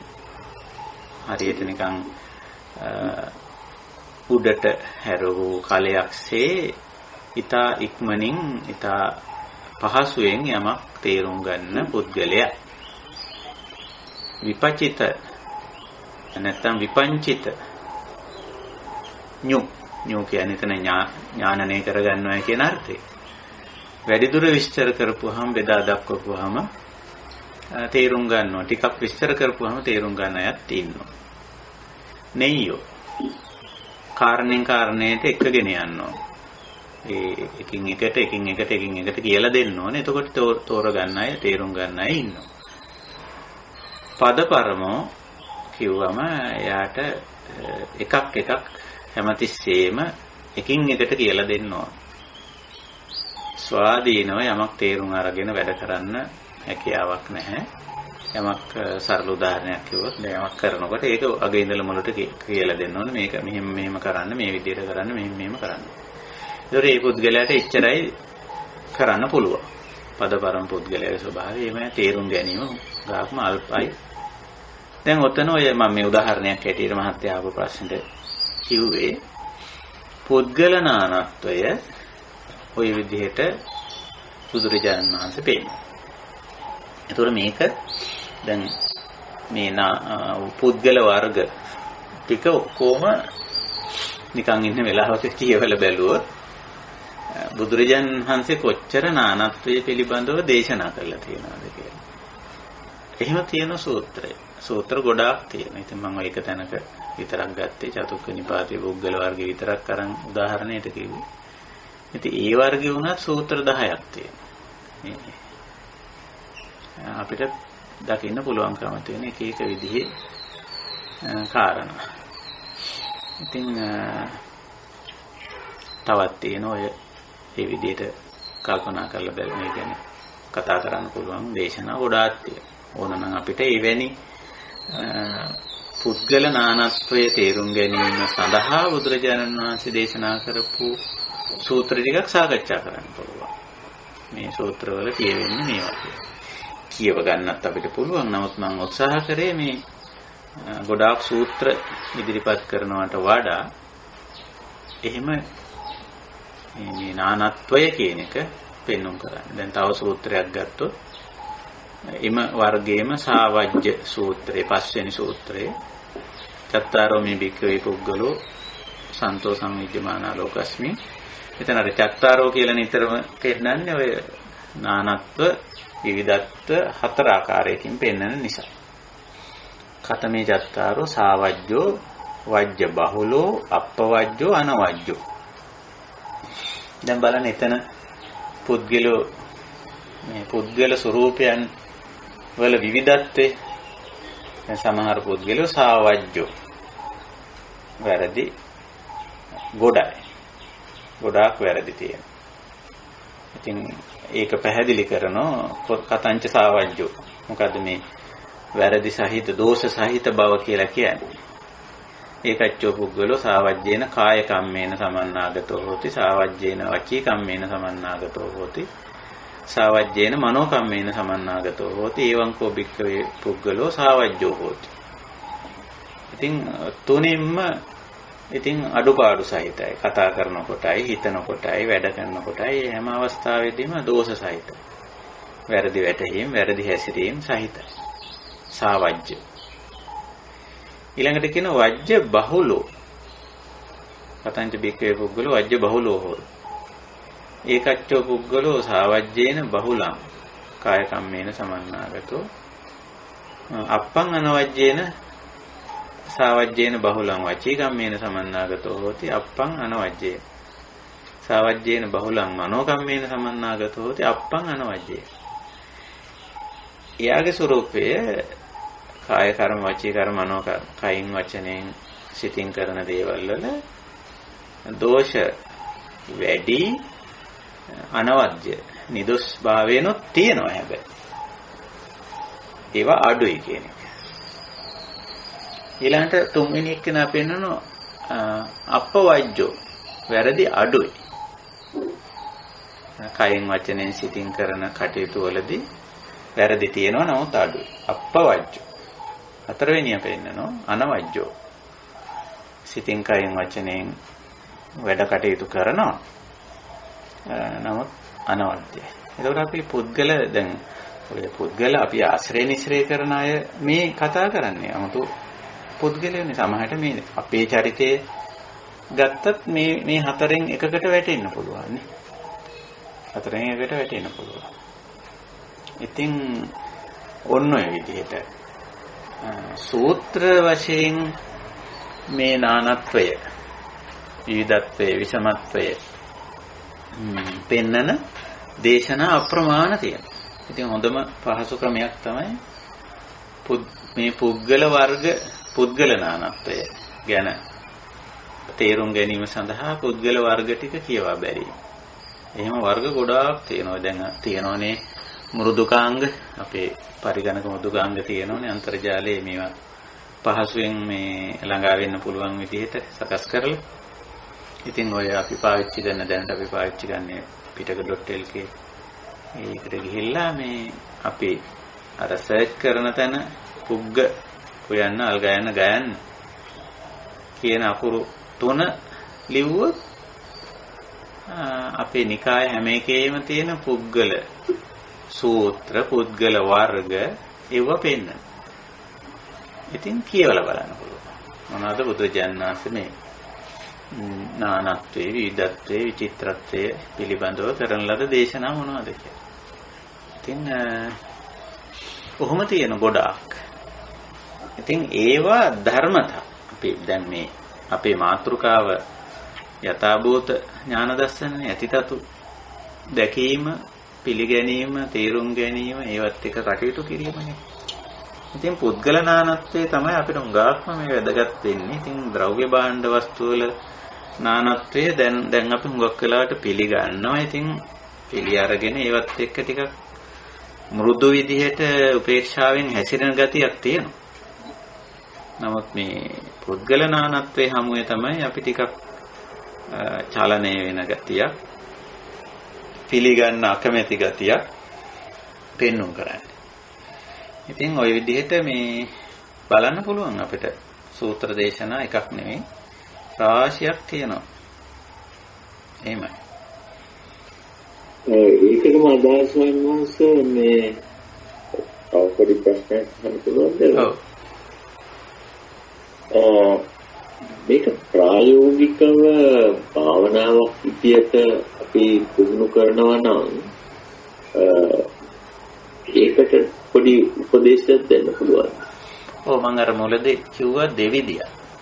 දැන් අපි භාවනාවේ නිතරම ඇත්තටම අපේ කවර භාවනාවකදී වුණත් දෙවිදියක් පෙන්නලා තියෙන එකක් තමයි අපේ සාමාන්‍ය එදිනෙදා වැඩ කටයුතු නතර කරලා විවේක වේලාවක් අරගෙන විවේක කාලයක් අරගෙන සංසුන් විවේක තැනක් හොයාගෙන එහෙම තැනක ඉඳගෙන පහසු ඉරියව්වක ඉඳගෙන මේ කමඨහන හිතට අරගෙන ඒ කියන්නේ මේ නානත්ව මෙතන අපේ කමඨහන ඒකනේ නානත්වයේ විවිධත්වයේ කියන එක මම පොඩ්ඩක් මෙනෙහි කරලා බලන්න ඕන මේ ධර්මතාවය පොඩ්ඩක් හිතලා බලන්න ඕන කියලා දැනට තමන් අහපු දැකපු විඳපු වටහා ගත්ත යම් කිසි අත්දැකීම් සමූහයක් ජීවිතේ තියෙනවා.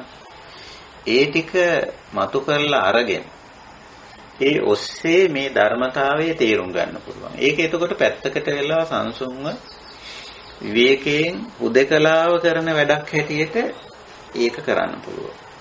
ඒකෙදි කරන්නේ තම ජීවිත අත්දැකීම් ටික ඉස්සරහින් තියාගෙන අර නානත්වයේ කියන එක මේ ජීවිත අත්දැකීම් තුල පෙන්වුම් කරනව නේද? මේ තැන්වලදී මේ අය මේ විදියට හැසිරුණා නේද? මේ විදියට කටයුතු කරා නේද? මමත් මේ විදියට හැසිරුණා, කටයුතු කරා, ප්‍රතිචාර දැක්වුවා නේද? කියලා දැනට තමා සතුව තියෙන අත්දැකීම් ටික ඔස්සේ මේ කමඨහන වඩන්න පුළුවන්. එහෙම නැත්නම් මේ නානත්වය අවබෝධ කරගන්න පුළුවන්. ඒක එක ක්‍රමයක්. එතකොට ඒකෙදී අපි සාමාන්‍ය ජීවිත වැඩ කටයුතු ටික බහා තබලා තියෙන්නේ, පැත්තකින් තියලා තියෙන්නේ. දෙවෙනි ක්‍රමේ සාමාන්‍ය බුදුදහමේ වඩාත් අපිට යෝජනා කරන්නේ ඒ ක්‍රමය තමයි. එදිනෙදා ජීවිතයේ වැඩ කටයුතු වල නිරත වෙන අතරින් මේ කමඨහන් ගන්නවා. උදාහරණයක් හැටියට උදේම කමටහන ගන්නවාද මම මේ නානත්වයේ විවිධත්වයේ විෂමත්වයේ විචිත්‍රත්වයේ කියන එක දකින්න හැම දෙයක් තුළින්ම දකින්න මම උත්සාහ කරනවා. ඒ දිනදා සාමාන්‍ය ජීවිතේ වැඩ කටයුතු කරන අතරතුරයි කියලා ඒක අදිෂ්ඨාන කරගන්නවා. එහෙමයි අපි සාමාන්‍යයෙන් ප්‍රායෝගික භාවනාවේදී විදර්ශනා භාවනාවේදී හැටි හිමයි. ඒ අදිෂ්ඨාන කරගෙන දැන් අර සංඥාවෙන් නානත්ත් සංඥාවෙන් තමයි දවස ගත කරන්නේ. එතකොට දැන් දකිනාන වෙන්නේ සාමාන්‍ය විදිහට ජීවිතය ගත කරනවා. එදිනෙදා වැඩ ටික කරගෙන යනවා. වෙනසක් නැතුව. නමුත් මේ හැම එකක් ඇතුළෙන්ම අර විවිධත්වය දකිනවා. දකින්න පුළුවන් වෙනවා. මොකද මේ සංඥාව අරගෙනනේ තියෙන්නේ. ඒ කමටහන අරගෙන තියෙන. ඕනනම් අපිට ඒක නැවත නැවත මතක් කරගන්න මොන හරි දෙයක් අපි ළඟ තියාගන්නත් පුළුවන්. කමටහන මතක් කර ගැනීම සඳහා අද දවසේ ගත්ත කමටහන මේක. දවසේ වැඩ වෙනසක් නැතුව කරගෙන යනවා. රැකියාව නම් රැකියාව කරනවා. වෙන ගෙදර දොරේ වැඩ නම් ඒවා කරනවා. වෙනත් යුතුයකමක් මේ වගකීමක් ඉෂ්ට කරනවා නම් ඒක කරනවා. නමුත් අර කමටහන අරන් තියෙන්නේ අද දවසේ බලන්නේ දකින්නේ මේ නානත්වයේ තමයි. ඒකට මේ හැම දෙයක් තුළින්ම අරක Tamanට ප්‍රත්‍යක්ෂ වෙන්න පටන් ගන්නවා. මේ තියෙන්නේ මෙතන විවිධත්වය, මේ තියෙන්නේ මෙතන විෂමත්වය. දකින්න අහන විඳින හැම දෙයක් තුළින්ම වටහා ගන්න හැම දෙයක් තුළින් මේක ගන්න පුළුවන්. ඔය විදිහට භාවනා කමටහනක් විදිහට මේක කොහොමද වඩන්නේ කියන කාරණය ගත්තොත් ඔය දෙවිදියටම පුළුවන්. මොකද ඔය දෙවිදිය කියන්නේ අර වැඩ ඔක්කොම නතර කරලා විවේක වෙලා සංසුන් වෙලා පැත්තකට වෙලා හුදකලා වෙලා භාවනාව කරන්න කියන එක අපිට හැමතිස්සෙම ලැබෙන්නේ නැහැ. ඒක එකක්. අනිත් එක අපිට මේ විවිධත්වයත් එක්ක කටයුතු කිරීමට යෙදෙන අවස්ථා තියෙනවා. මේ විෂමත්වය.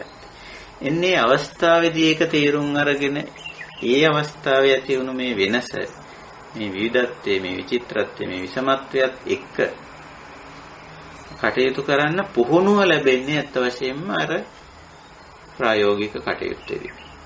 ඉතින් ඒක නිසා ඔය දෙවිදියටම ඔය භාවනාව කරන්න පුළුවන්. උදකලා විවේකීව සංසුන්ව තැන්පත්ව ඉඳගෙන තම ජීවිත අත්දැකීම් ටික ඉදිරියෙන් තියාගෙන ඒ ඔස්සේ නානත්ත් සංඥාව වඩන්න පුළුවන්. නානත්වය අවබෝධ කරගන්න පුළුවන්. ඒක එක ක්‍රමයක්. දෙක අර සාමාන්‍ය ජීවිතේ වැඩ කටයුතු කරගෙන යන ගමන් ඒ තුල නානත්වය දකින්න, නානත්වය පිළිගන්න, නානත්වයත් එක්ක වැඩ කරන්න හුරු වීම. උපේක්ෂාවෙන්. ඔයිතින් විවිධය තමයි මම මේ විවිධ දැන් ඔෆිස් එකකට ගියොත් කාර්යාලයට ගියොත් මේක අපිට හොඳට අත්දකින්න පුළුවන්. විවිධ පුද්ගලයෝ, විවිධ හැසිරීම් රට, විවිධ ආකල්ප.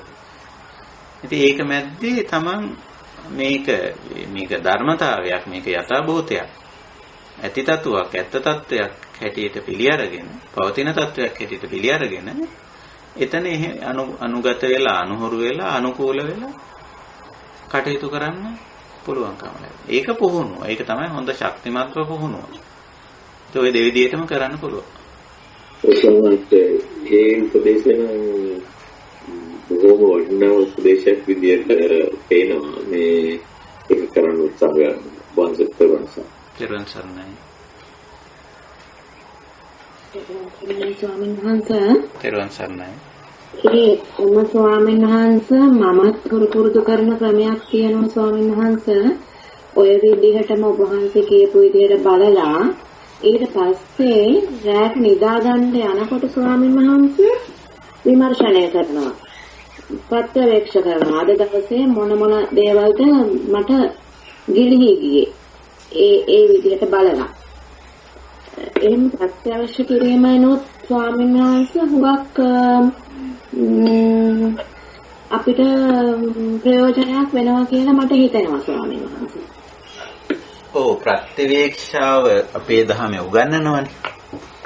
ප්‍රත්‍යවේක්ෂා පච්චවේක්කන පාලි වචනේ අපි සිංහලෙන් ප්‍රත්‍යවේක්ෂා කියනවා.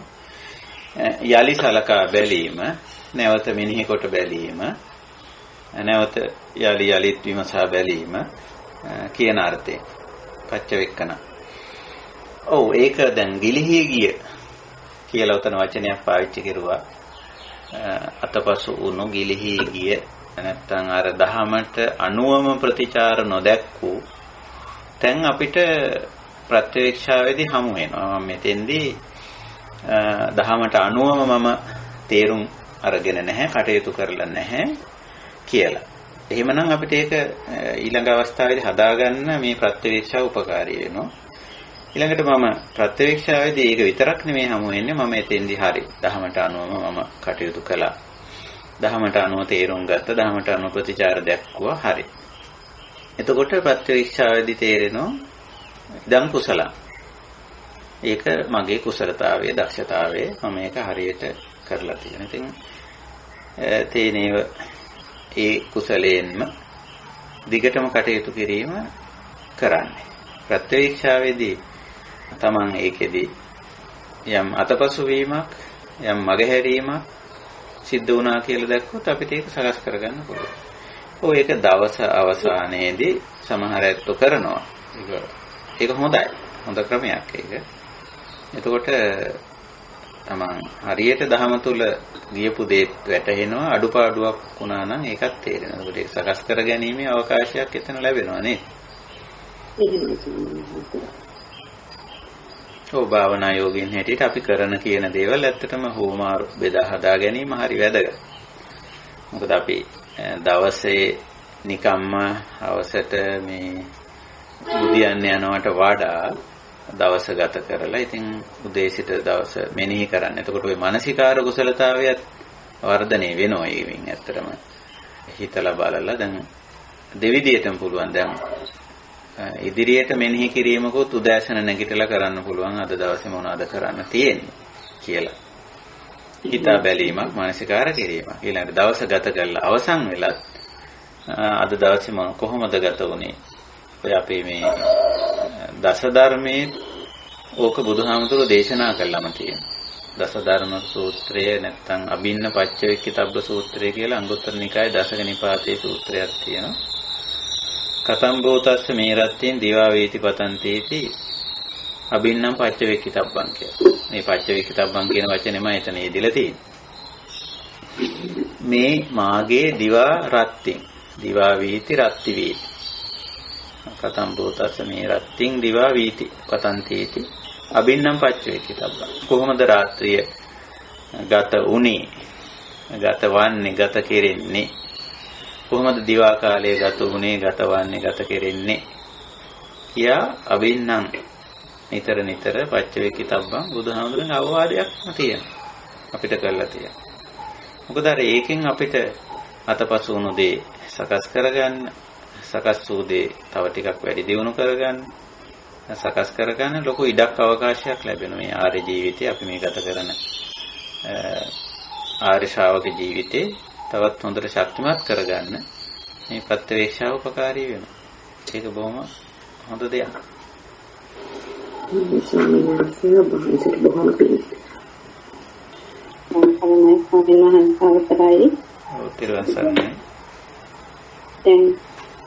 මෙතනදී වහන්සේගේ පැහැදිලි කිරීම තවත් පැහැදිලි කරගන්නයි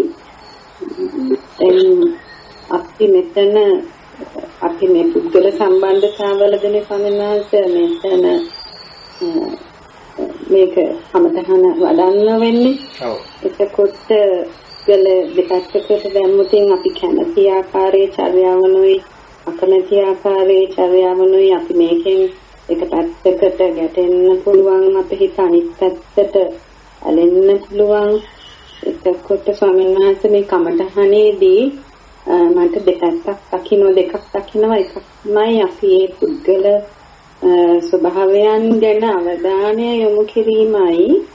ඒත් එක්කම අපේ ඇතුළත අපි අවධානය යොමු කිරීමයි. අපේ සතිය පිහිටවලා අපි එකෙන් අර දෙපැත්තටම ඇලෙන්නෙත් නැතුව, ගැටෙන්නෙත් නැතුව නැදට එන්න, අනිසිත වෙන්න උත්සාහ කිරීමයි කියලා මට හිතෙනවා ස්වාමීන් වහන්සේ. ඒකත් පොඩ්ඩක් තව පැහැදිලි කරලා දෙන්න ස්වාමීන් වහන්සේ. ඔව් ඒක හරි. මේ මතු කර කාරණේ හරි. තව ටිකක් ඒක ගැන අපි කතා කළොත් දැන් පුද්ගල චර්යාවන් ගත්තොත් ඒ චර්යාවන් වල විවිධත්වයක්, විෂමත්වයක්, විචිත්‍රත්වයක්, විවිධත්වයක් තියෙනවා, නානත්වයක් තියෙනවා. දැන් අපි ඒක පිළිගත්තම ධර්මතාවයක් හැටියට පිළිගත්තම අර එකකට මනාප වීමත් අනිකට අමනාප වීමත් අවශ්‍ය වෙන්නේ නැහැ. හැබැයි ඒ චර්යා පද්ධති දෙකේ තියෙනවා සුඛ ගතියයි දුක්ඛ ගතියයි කියලා දෙකක් තියෙනවා. ඒක ඇත්ත. දැන් සමහර චර්යාවන්, සමහර පුද්ගලයන්ගේ සමහර චර්යාවන් අපිට කිසියම් ආකාරයේ අපහසුතාවයක් ඇති කරනවා. යම් දුෂ්කරතාවයක් මතු කරනවා අපිට. ඒ විදිහට ඒ අය හැසිරෙනකොට අපිට එක්කෝ දැන් උදාහරණයක් ගත්තොත් සමහරු සද්දഘോഷා කරනවානේ හරියට. මේ ද්‍රව්‍ය භාණ්ඩයක් වස්තුවක් පාවිච්චි කරද්දිත් ඒවා බොහොම ශබ්ද නැගෙන විදිහට භාවිතා කරනවා. කතා කරද්දී අනිත් අය මොන විදිහේ වැඩක යෙදිලා ඉන්නවද කියලා ඒ තරම්ම නොසලකා ඒගොල්ලෝ සද්දෙට ഘോഷාවට බොහොම කතා කරනවා. ඉතින් ඔය වගේ අර ഘോഷාකාරී පුද්ගලයෝ ඉන්නවා ഘോഷාකාරී විදිහට ඒගොල්ලන්ගේ චර්යාවේ හැටි එහෙම. එතකොට එතන අපිට යම් අපහසුතාවයක් දැනෙන එක ඇත්ත. ඊළඟට තවත් අය බොහොම මෘදු විදියට හැසිරෙනවා. එතකොට ඒ තුලින් අපිට යම්කිසි පහසුවක් දැනෙන එකත් ඇත්ත. එතකොට ඒ පහසු අපහසුතාවය කියන එකත් තියෙනවා. චර්යා විෂමත්වයක් තියෙනවා.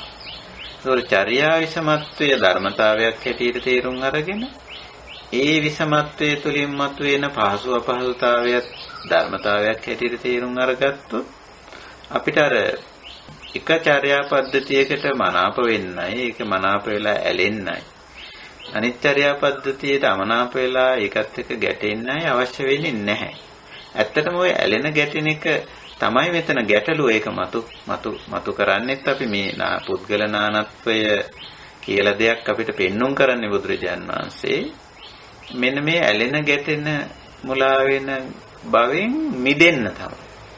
ඒක මිදෙන්න පුළුවන් වෙන්නේ මේක මෙහෙම දෙයක් තියෙනවා, මේක යථාභූතයක්, මේක ඇති තත්ත්වයක්, මේක ඇත්ත තත්ත්වයක්, පවතින තත්ත්වයක් කියලා අවබෝධ කරගෙන ඒක පිළි අරගෙන ඒකට අනුගතව අනුහුරුව අනුකූලව කටයුතු කරන්න අපි පුරුදු පුහුණු වීමයි.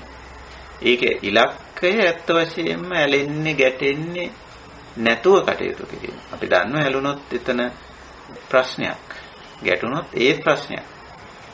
මේ දෙකෙන්ම දුක උපදිනවා. ඉතින් ඒ ඇලෙන්නේ ගැටෙන්නේ මුලා වෙන්නේ නැතුව කටයුතු කරන්න තමයි ඇත්ත වශයෙන්ම මේ දේ උගන්වන්නේ. ඉතින් හැබැයි අර කාරණේත් අපිට පිළිගන්න වෙනවා. මොකද චර්යා විෂමත්වය විතරක් නෙමෙයි, චර්යා විෂමත්වයේ තුල යම් පහසු අපහසුතාවත් මතුවලා එනවා. ඉතින් ඒකත් ධර්මතාවයක් හැටියටම අර ඉමස්මින් සති ඉදං හෝති කියන හේතුඵල ධර්මතාවය ඇතුළේම අපි තේරුම් ගන්නවා. මේ විෂමචර්යාව නිසා දුක එනවා, දුෂ්කරතාවයක් ඇති වෙනවා. සමචර්යාව නිසා සුඛ පහසුවක් ඇති වෙනවා. එතකොට ওই දෙකම තියෙන්න පුළුවන්, සමචර්යා සහ විෂමචර්යා. ඉතින් ඒ විදිහට අවබෝධ කර ගැනීමයි, පිළිගැනීමයි, අනුගත අනුහුරු වීමයි, පුහුණු වීමයි තුල අපිට පුළුවන්කම ලැබෙනවා. මෙහෙම චර්යා විෂමත්වයක් තිබුණත් එහෙම තියෙද්දි ඒවයි ඇලෙන්නේ ගැටෙන්නේ මුලා වෙන්නේ නැතුව කටයුතු කරන්න අපිට ශක්තිය ලැබෙනවා. එතන තමයි නිවීම තියෙන්නේ. එතන තමයි සැනසීම තියෙන්නේ. අපිට අර පුද්ගලයන්ගේ චර්යා විෂමත්වය අපි කැමති ආකාරයටම හසුරවන්න බැරි වෙයි. එහෙම හැකියාවක් නැහැනේ ඇත්ත වශයෙන්. ඉතින් මෙතන අපේ අභ්‍යන්තරයේ සකස් කර ගැනීමක්, සකස් වීමක් තමයි ඇත්ත වශයෙන් මෙතන අපි ඇති කරගන්නේ. ඒකයි. ඉතින් ඕක තමයි මට ටිකක් ඒ පිළිබඳව වැඩිදුර යමක් කියන්න කිව්වොත් ඕකයි කියන්න තියෙන්නේ. අපේ තිරසංගානයේ මාතෘකාව ගොඩක් වටිනවා. මොකද මේක අවධානය යොමු නොකරපු පැත්තක් නිසා මේ කමටහන අපි මම ගොඩක් වටිනවා. ස්වාමීන් වහන්සේ පෙරවන් සරණයි. පෙරවන් සරණයි. අවසරයි ස්වාමීන් වහන්සේ. ඔව්.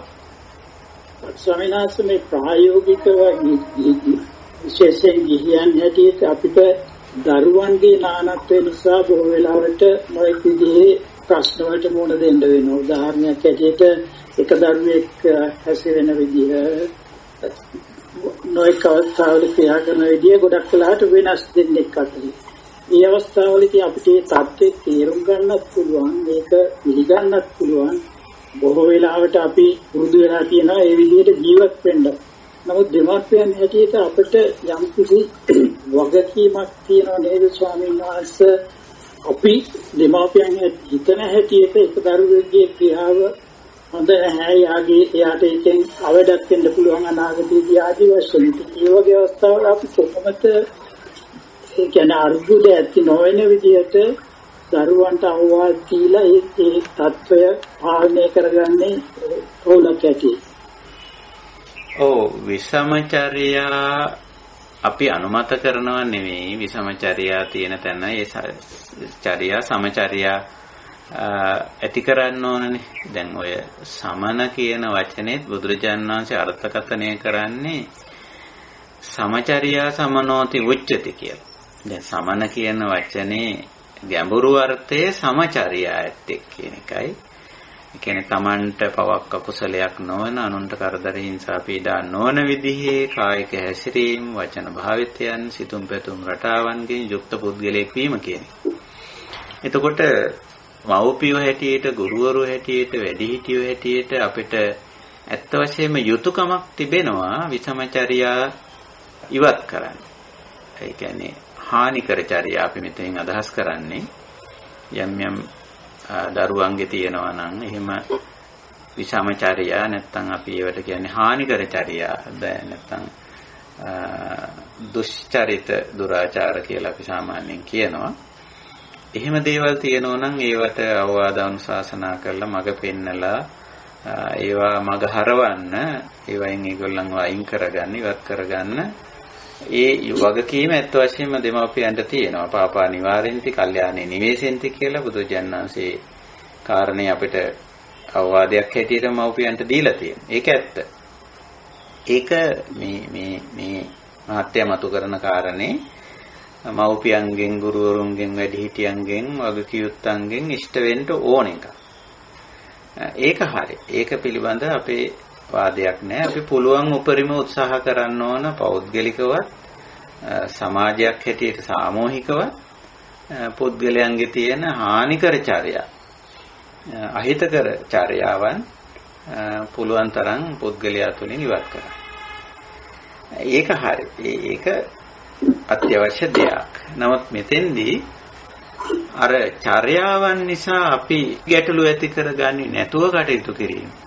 අපි යම් දුෂ්කරතාවන් එහෙම නැත්නම් අපි කෙලෙස් හදාගන්න නැතුව කටයුතු කරන්නේ කෙසේද කියන එක තමයි මෙතෙන්දී අපි ඉස්මතු කරලා ගත්ත කාරණේ. ඒකෙන් අදහස් කරන්නේ මහත්ය කියන කාරණේ නොවැදගත් කියලා. ඒක ඊටාම වැදගත් කාරණයක්. මොකද පුංචි කාලේ ඉඳලා වුණත් අපි දන්නවා අම්මලා තාත්තලා අපේ පුංචි කාලේ අපි ළඟ තිබිච්ච යම් විසමචර්යාවන් දුරු කරන්න කොච්චර මහන්සි වුණාද කියලා අපේ මව්පියෝ. අපි නොදන්න කාලේ කුඩා වයසේ, ළමා වයසේ, සමහර විට නව යෞවන වයසේ පවා ඇති කරගන්න පුරුදු වෙන යම් විසමචර්යා තරවටු කරලා, අවවාද කරලා, සමහර වෙලාවට යම් දඩුවම් කරලා නොඑක් විදිහෙන් ඒ දුෂ්චර්යාවන්, වැරදි චර්යාවන් අයින් කරලා තියෙනවා. ඒකෙන් අපේ ජීවිත උගාක් යහපත් පැත්තට වැටිලා තියෙනවා. ඒ මව්පියෝ, ගුරුවරු, වැඩිහිටියෝ ඒ කරපු මේ උත්සාහය නිසා. ඉතින් ඒක අත්‍යවශ්‍යයි.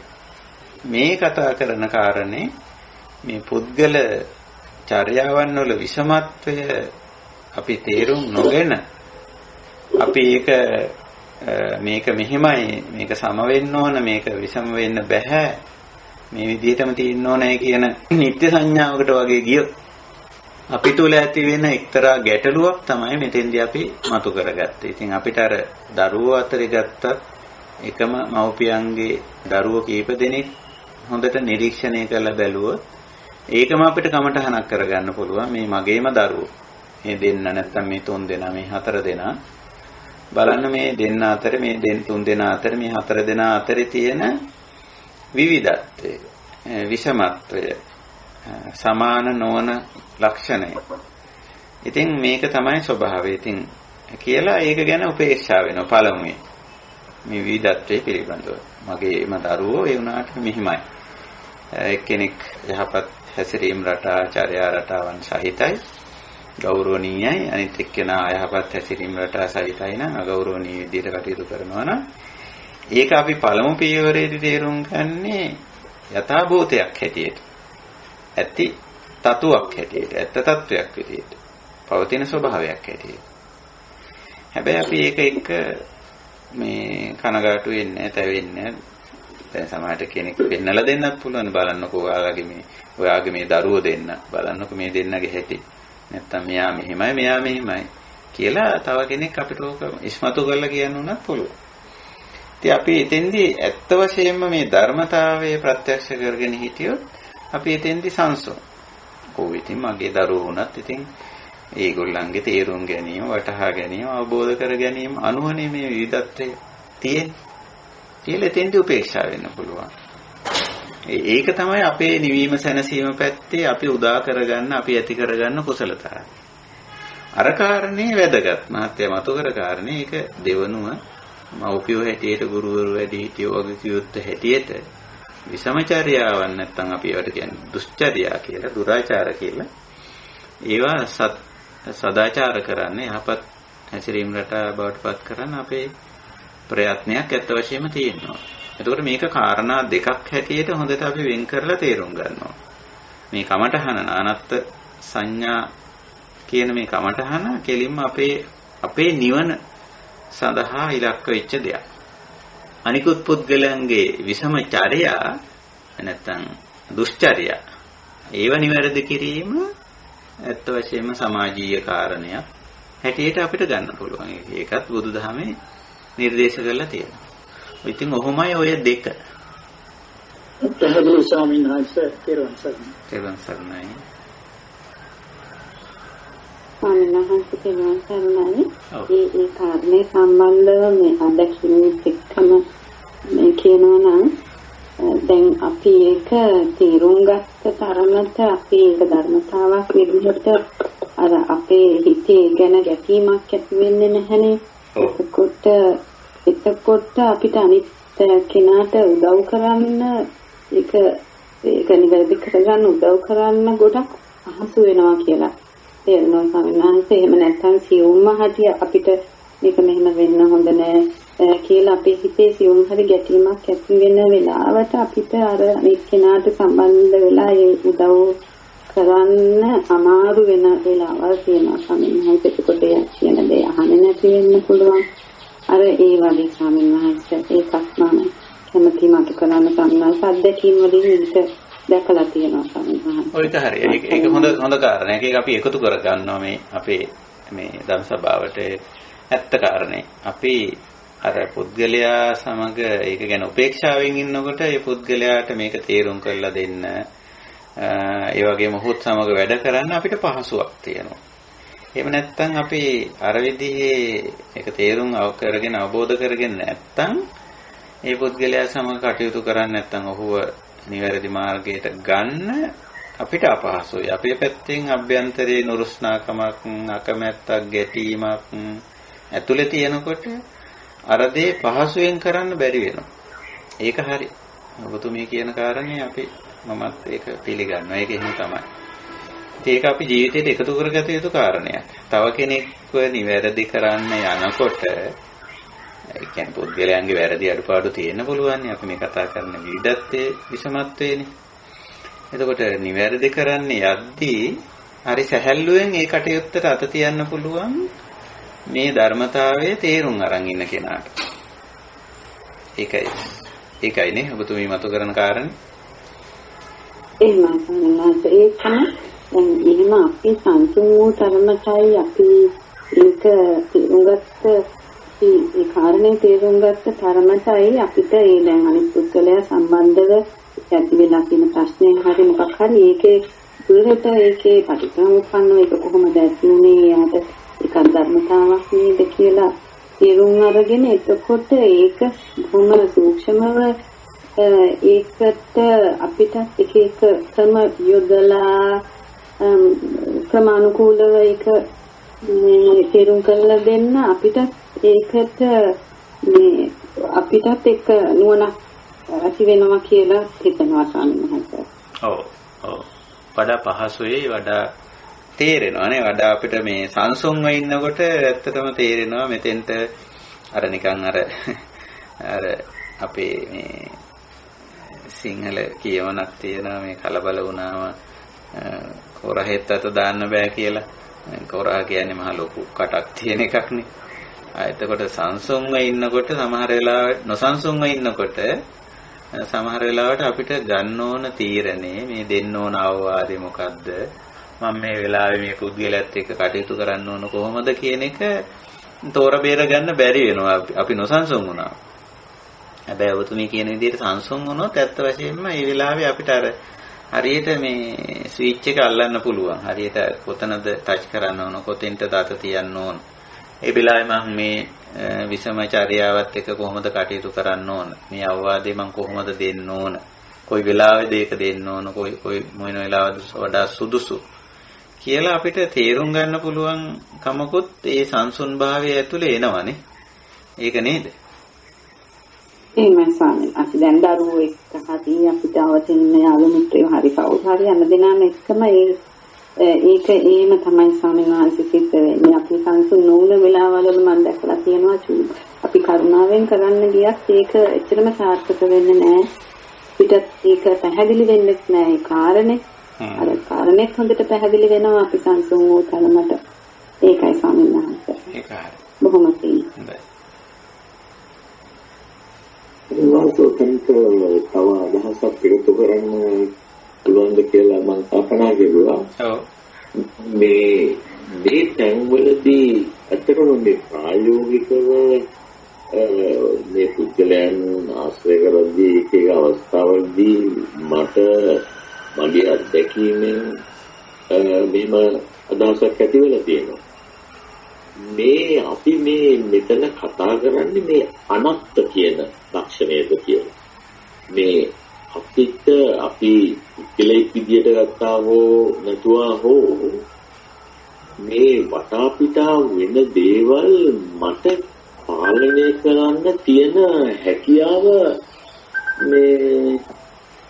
මේ හැකියාවක් නැහැ මට. එතකොට මේ දේවල් මෙහෙම සිද්ධ වෙනවා. ඒක මට බාර ගන්න වෙනවා. ඒක මේ සබහාධර්මයේ කොටසක් හැටියට. එතකොට මගේම ධර්ම අවබෝධයට මේක පාවිච්චි කරන්න පුළුවන් නේද? ඔව් හරි. අනත්ත දැන් අන්න ඒක තමයි දැන් අපිට අනත්තයත් වැටහෙනවානේ. අනිත්‍ය නිසා මේක මේ වෙනස වෙනවා. මේක මම කැමති විදිහට මං කැමති ආකාරයට මේක හසුරවන්න පුළුවන් කමක් නැහැයි කියන එක. එහෙම නැත්නම් අනත්ත් ස්වභාවය. ඒකත් ඒ තුලින්ම වැටහෙනවානේ. ඒ ධර්මතාවයේ අපිට ප්‍රත්‍යක්ෂ වෙනවා. ඒක හරහානේ. ඒකනේ මහත්තයා කියන්නේ. මම ඒක තමයි කියන්නේ කල්පනා කරේ ඇත්තටම ඕකේ මේ දිනදා ජීවිතයේ ඔය අවස්ථාවලදී මේ අත්දැකීමෙන් මට ඔබ මානසිකාරයක් ඇති වෙනවා. ඔව් 100% දැන් සාමාන්‍යයෙන් අපේ රුචිකත්වයන් අපේ මනාපයන් තියෙන දැන් මෙතන දරුවෝ ගැන අපි කතා කරන්නේ උඟ දෙනෙක්. ඒතකොට අපි සාමාන්‍යයෙන් ලෝක සම්මතයේ හැටියටත් අපේ පෞද්ගලික රුචිකත්වය අනුව අපේ දරුවෝ මෙහෙම වෙනව නම් හොඳයි, මෙහෙම ඉන්නව නම් හොඳයි, මේ විදිහට කටයුතු කරනවා නම් හොඳයි කියලා යම් අපේ පෞද්ගලික අදහසක් රුචියක් මනාපයක් තියෙන්න පුළුවන්. ඒ වෙනුවෙන් අපි යම් කිසි කැපවීමක් අවවාද අනුශාසනා කිරීමක් උපදෙස් දීමක් තියෙන්නත් පුළුවන්.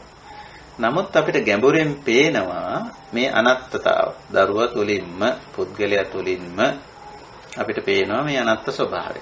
මේක අපි කැමති විදිහට කැමති ආකාරයටම පවත්ව ගන්න ඇති නොහැකියාව. ඒක අපිට ප්‍රත්‍යක්ෂ වෙනවා. ඉතින් ඒක තමයි උතන මතුවෙන කාරණේ නේද? හොඳයි, වෙනත් අපිට සාකච්ඡා කළ යුතු දේවල් නොමැතිනම් අපිට පුළුවන් ධර්ම සාකච්ඡාව අවසන් කරන්න. ඒ වගේම අපිට නැවත පොය දිනයක් යෙදিলা තියෙන නිසායි සතියන්තයේ අපිට යම් වැඩ කීපයක් යෙදিলা තියෙන නිසාවෙන් නැවත අපිට දහම් හමුව පවත්වන්න වෙන්නේ පළවෙනිදා. ඒ කියන්නේ සඳුදාවේ තමයි අපිට නැවත දහම් හමුව පවත්වන්න වෙන්නේ. කියන්නේ මාර්තු මාසයේ පළවෙනිදා. ඒකත් මේ එකම මම මතක් කරනවා. අපි දවසක් ඇර දවසක මුණ ගැහෙන්නේ. නමුත් අපිට ඉදිරි දවස් 3ේදී දහම් හමුවට එකතු වෙන්න නොහැකි වෙනවා. ඒ අනුව අපි නැවත මුණ ගැහෙන්නේ සඳුදාවේ. දැන් පණිවිඩෙත් මම ලියලා තියන්නම් Skype අපේ ගිණුමේ. එහෙමනම් අපි අදට දහම් හමුව නිමා කරමු. අද අපේ අවධානය මේ අපේ මාතෘකාව දැනට යන්නේ ඇතිතතු දැකීම යථාභූත ඥාන දර්ශන කියන මේ ධර්මතාවය මේ මාතෘකාවෙන් අපි යන්නේ. ඉතින් අපි උත්සාහ කරනවා මේ වගේ ජීවිතයේ විවිධ පැතිකඩයන් විවිධ දේවල් හරහා මේ ධර්මතාවය ඇතිතතු දකින්න උත්සාහ කරනවා. එතකොට අපිට ලොකු පරිඥානයක් ලොකු අවබෝධයක් ඇති වෙනවා. ඒ අවබෝධය තුල අපි මේ ධර්මතාවයන් පිළි අරගෙන මේ ධර්මතාවයන් සමග කටයුතු කරන්න පුළුවන් තරම් අපි වැරවෑයම් කිරීමයි අවශ්‍ය සුදුසු. ඒ සඳහා අපි උත්සාහ කරමු. ඉතින් මේ ධර්ම අවබෝධය මේ ඇතිතතු දැකීම මේ යථාභූත ඥාන දර්ශනය අපි හැම දිනාටම අර මතක් කරා වගේ ඇලෙන්නේ නැතුව ගැටෙන්නේ නැතුව මුලා වෙන්නේ නැතුව කටයුතු කරන්න. ඒ කියන්නේ නිවුණු සැනසුණු ජීවිතයක් ගොඩනගා ගන්න. පරම ශාන්ත නිර්වාණ ධර්මයේ මේ ජීවිතයේදීම සාක්ෂාත් කරගන්නට උපකාරී වේවා උපනිශ්‍රේ වේවා හේතු වාසනා වේවා කියන උතුම් අදිෂ්ඨානයෙන් අදත් අපේ දහම් හමුව නිමා කරනවා. හැම දිනාටම තෙරුවන් සරණයි. තෙරුවන් සරණයි සුවපත් වේවා.